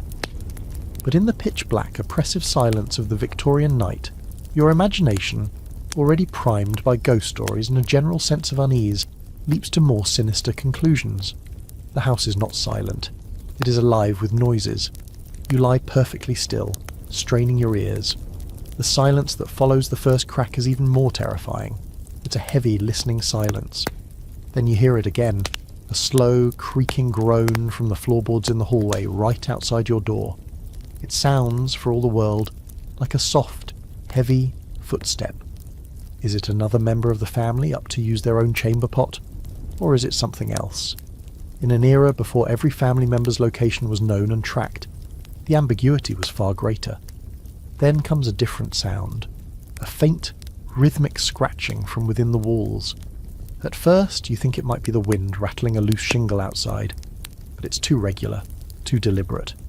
It's the sound of the mice you saw earlier, gnawing on wood, building their nests in the lath and plaster, scurrying through the hidden arteries of the house. You're surrounded by the unseen movements of the vermin you share your home with. The thought of them, just inches from your head, on the other side of the arsenic wallpaper, is deeply unsettling. Are they just mice? Or could it be something larger? Rats in the cellar making their way up through the walls. The house is a dark, hollow instrument, and they are its unseen musicians. A sudden gust of wind rattles the window frame, a violent clatter that makes you jump. The wind moans in the chimney, a low, mournful sound like a distant voice. These are the normal, natural sounds of an old house at night, but in your heightened state of anxiety, they feel like portents, threats. The house is speaking a language of groans, creaks and sighs, and none of it sounds friendly. This fear of nighttime noises was amplified by the Victorian reality of home security, or rather, the lack of it. This wasn't a world of electronic alarm systems and security cameras. Your defences were a few heavy, simple locks on the doors and shutters on the ground floor windows. A determined burglar, or cracksman, could force a window or pick a lock with relative ease. Newspapers were filled with sensational accounts of break-ins, of sleeping families being accosted in their beds. A mainstream historical fact is that the establishment of professional, uniformed police forces, like London's Metropolitan Police in 1829, was a major step forward, but they were thinly spread. The idea of a policeman being just a quick phone call away was an unimaginable fantasy. You were, for all intents and purposes, on your own, so every unexplained noise from downstairs, a floorboard groaning, a piece of furniture settling, carries with it a spike of adrenaline. Is it just the house, or is it an intruder? You hold your breath, listening for the follow-up sound, your heart hammering against your ribs. A quirky and fascinating fringe aspect of this nighttime fear was the burglar alarm of the day. These were not electronic sensors, but clever, low-tech mechanical devices. You might have a tripwire connected to a loud bell, or a special mechanism that would fire a blank percussion cap if a window was opened, creating a loud bang to frighten the intruder and wake the household. Some people even kept a house gun, a pistol or a shotgun, by their bedside for protection, an incredibly dangerous practice in a dark house filled with family members who might be mistaken for an intruder in the confusion. Historians still debate the true level of crime that the average middle-class person faced.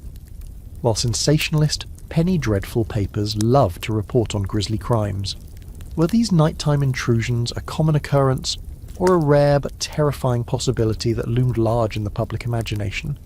The sheer number of patents for anti-burglar devices and the frequency of their mention in household advice manuals suggest that the fear, at least, was very real and pervasive. Now, a new sound joins the symphony of the night, a dripping. Drip, drip, drip. It's slow and maddeningly regular.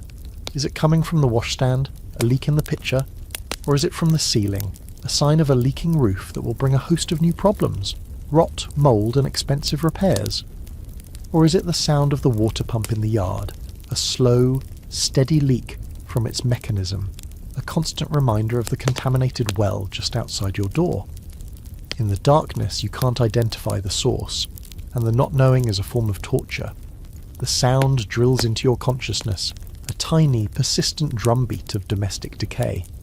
You pull the cold, scratchy blankets up to your ears, trying to block it all out. But you can't. The house is a living, breathing entity, and it is settling, groaning, scratching and dripping all around you. It's a far cry from the comforting, predictable silence of a modern, well-insulated home.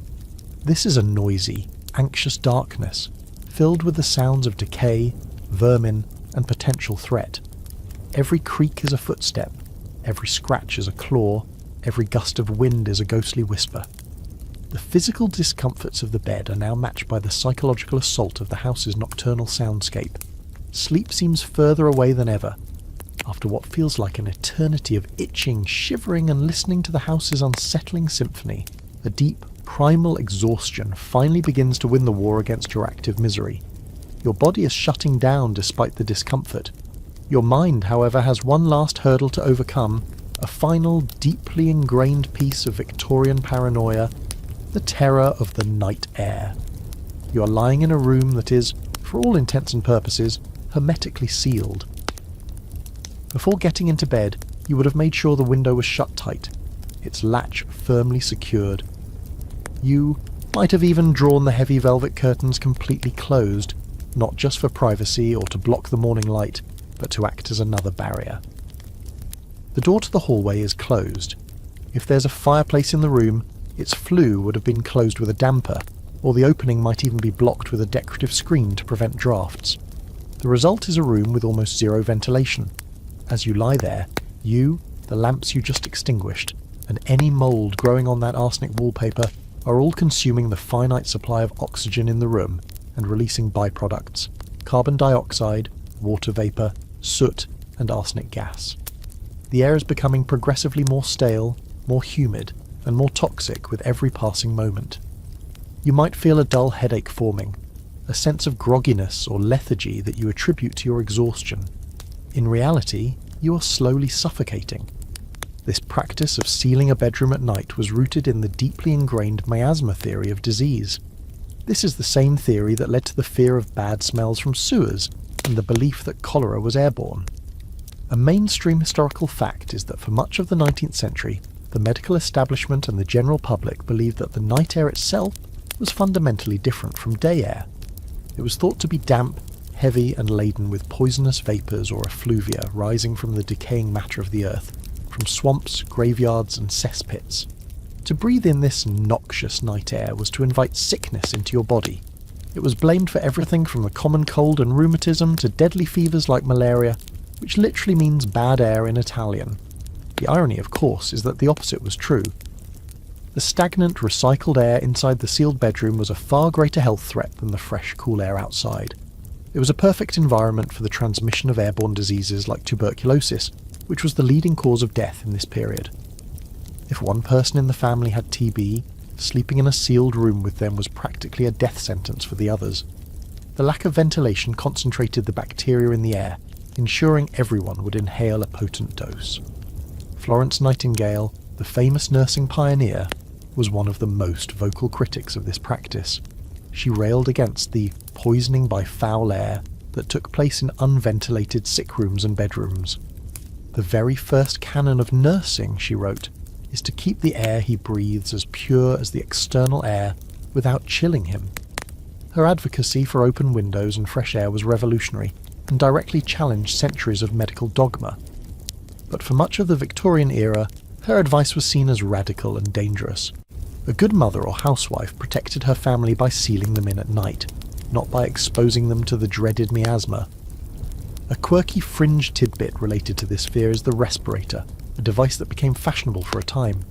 It was a small mask-like contraption with a metal grill and layers of fabric, worn over the mouth and nose when one had to venture out at night or in a fog. It was intended to filter the dangerous particles from the air, a sort of personal portable air purifier. While not typically worn for sleeping, it's a testament to how real and tangible the fear of bad air was. Historians still debate when the tide of public opinion finally turned against the miasma theory. The work of Louis Pasteur and Robert Koch in the latter half of the century, proving that diseases were caused by specific microorganisms, germs, rather than bad smells, was the scientific death blow. But popular beliefs often lag far behind scientific discovery. The deep instinctual fear of the night air and the common sense wisdom of sealing a bedroom likely persisted for decades. You lie there in your stuffy, airless coffin of a room. The air is thick and heavy, and you can feel the humidity from your own breath condensing on the cold window panes. You have a desperate, primal urge to throw open the window, to feel a rush of cool, clean air on your face, but your 19th century conditioning screams against it. To do so would be to invite in the fever, the ache, the consumption. It would be a foolish, reckless act. So you remain in your self-created prison. Your lungs struggle to draw what they need from the depleted air. The headache behind your eyes intensifies. The exhaustion deepens, not just from the day's labour, but from the slow, creeping effects of hypoxia. You are trapped between the very real physical miseries of the bed, the cold, the itching, and the invisible, atmospheric misery of the room itself. The final act of preparing for a safe night's sleep, sealing the room, has been perhaps the most dangerous thing you've done all day. It's the final, perfect, and most lethal paradox of the Victorian home. In an attempt to protect yourself from an imaginary danger, you have created a very real one. Sleep, when it finally takes you, feels less like a gentle drift and more like a descent into a thick, suffocating fog. You are adrift in the dark. You're no longer fighting to stay awake or struggling to fall asleep. You have landed in a strange, miserable limbo, a state of sheer, exhausted wakefulness. Your body is too tired to move, but your mind is too tormented to rest. It is in this helpless state that the full weight of the last 24 hours comes crashing down on you. It's not a linear review. It's a chaotic collage of sensory ghosts. You feel the ghost of the corset, an ache in your ribs and a phantom pressure on your organs, even though you shed its oppressive shell an hour ago. You feel the memory of the freezing water on your face, a raw tightness in your skin. The air in your lungs feels thick and second-hand, and you can almost taste the gritty, chalky residue of your breakfast bread. The day's miseries are replaying themselves not as thoughts, but as faint physical echoes. Your mind begins to take a bleak inventory. You survived. But what did that survival entail? It was a day defined not by events, but by a relentless series of struggles against fundamental forces. You fought the cold, you fought the dark, you fought the filth, you fought the hunger, you fought the constraints of your own clothing, you fought the boredom, you fought the fear. It dawns on you that existing in this house is not a passive state. It is a full-time, unpaid, and deeply hazardous job. Your to-do list for the day wasn't about tasks. It was a survival manual. Step 1. Don't freeze. Step 2. Don't get poisoned by the walls. Step 3. Try not to be eaten, alive by the very bed you sleep in. The modern concept of self-care is so alien here it's laughable. Self-care in this house is simply managing to draw your next breath without inhaling too much arsenic. It's in this state of weary, middle-of-the-night wakefulness that you might be participating in a forgotten rhythm of life. Before the bright, long-burning light of the industrial era, many people experienced segmented sleep. This is a fascinating historical reality. People would go to bed at dusk, sleep for a few hours, the first sleep, and then wake up for a quiet, contemplative hour or two around midnight. They would think, pray, have a quiet chat with their spouse, or even visit neighbours before returning to bed for their second sleep. But for you, this waking period is no peaceful interlude. It is a torment. It is the time the brain, free from the distractions of chores, can fully process the day's assaults. It is the time the itching from the bedbug bites feels most maddening, a fiery counterpoint to the deep, relentless cold in your bones. You reflect that the bugs have probably had a more nutritious and satisfying meal today than you have. This overwhelming sense of physical and mental depletion, the fatigue, the headaches, the anxiety, the general feeling of being unwell, was so common in the late 19th century that it was given a medical name, neurasthenia. Coined in 1869, it was described as a disorder of the nervous system, a result of the stresses of modern, urban, industrialized life depleting one's nervous energy. It was a catch-all diagnosis for a collection of symptoms that sound suspiciously like what you're feeling right now. Exhaustion, irritability, depression, and a host of aches and pains. You haven't just had a hard day. In the language of the time, your very nerves are shattered. Historians still argue whether the high rates of diagnosed neurasthenia were a genuine epidemic of a new nervous disorder, brought on by the stresses of modernity, or simply a new medical label for the timeless miseries of being overworked, undernourished, and chronically ill from living in a toxic environment. Looking back on your day, the poisonous food, the toxic air, the back-breaking labour, the psychological stress, it seems less like a disease of the mind and more like a perfectly rational response of a body under constant systemic siege. The sheer cumulative weight of it all is what's truly crushing. It's not one single thing. It's the constant grinding friction of 1,000 tiny discomforts. It's the knowledge that your water might sicken you, your food might poison you, your walls might gas you, your lamp might burn the house down, your clothes are actively harming you, and your bed is a hunting ground. There is no rest. There is no true safety. The home is not a sanctuary. It is the primary battlefield. Your 24 hours are nearly up. The first slivers of a cold grey dawn will soon be trespassing through the curtains, and the most soul-crushing realization of all settles upon you. Tomorrow will be exactly the same. The fire will need to be lit, the dust will have returned, the chamber pot will need to be emptied. Another day of the same struggles, the same risks, the same profound, soul-deep exhaustion awaits. There is no weekend, no vacation. There is only the relentless, repeating cycle of survival. And as your mind finally begins to succumb to a shallow, fitful and itch-plagued sleep, you understand the truth. You wouldn't last 24 hours in a Victorian house, not because you'd meet a dramatic end, but because you would simply run out of the will to continue. You'd be defeated by the sheer, grinding, monumental effort of it all. The last thing you feel before a troubled sleep finally claims you is a single, errant bedbug bite, itching defiantly on your cheek, a final, tiny insult from a house that has given you nothing but misery. And now, as the memory of that trying day begins to recede, let the story fade into the background. Feel the weight of those imaginary struggles begin to lift from your own shoulders, leaving behind only the gentle quiet of your own comfortable room. Your bed is safe, your air is clean, and your home is a true sanctuary. Let the gentle cadence of my voice be an anchor, grounding you in the peace and security of the present moment. The journey is over, and you can let go completely, allowing your mind to drift on the soft currents of your own breath, deeper and deeper into a truly restful, peaceful, and well-deserved sleep. There are no more chores to be done, no more dangers to face. There is only this moment, this quiet, and the promise of sweet dreams.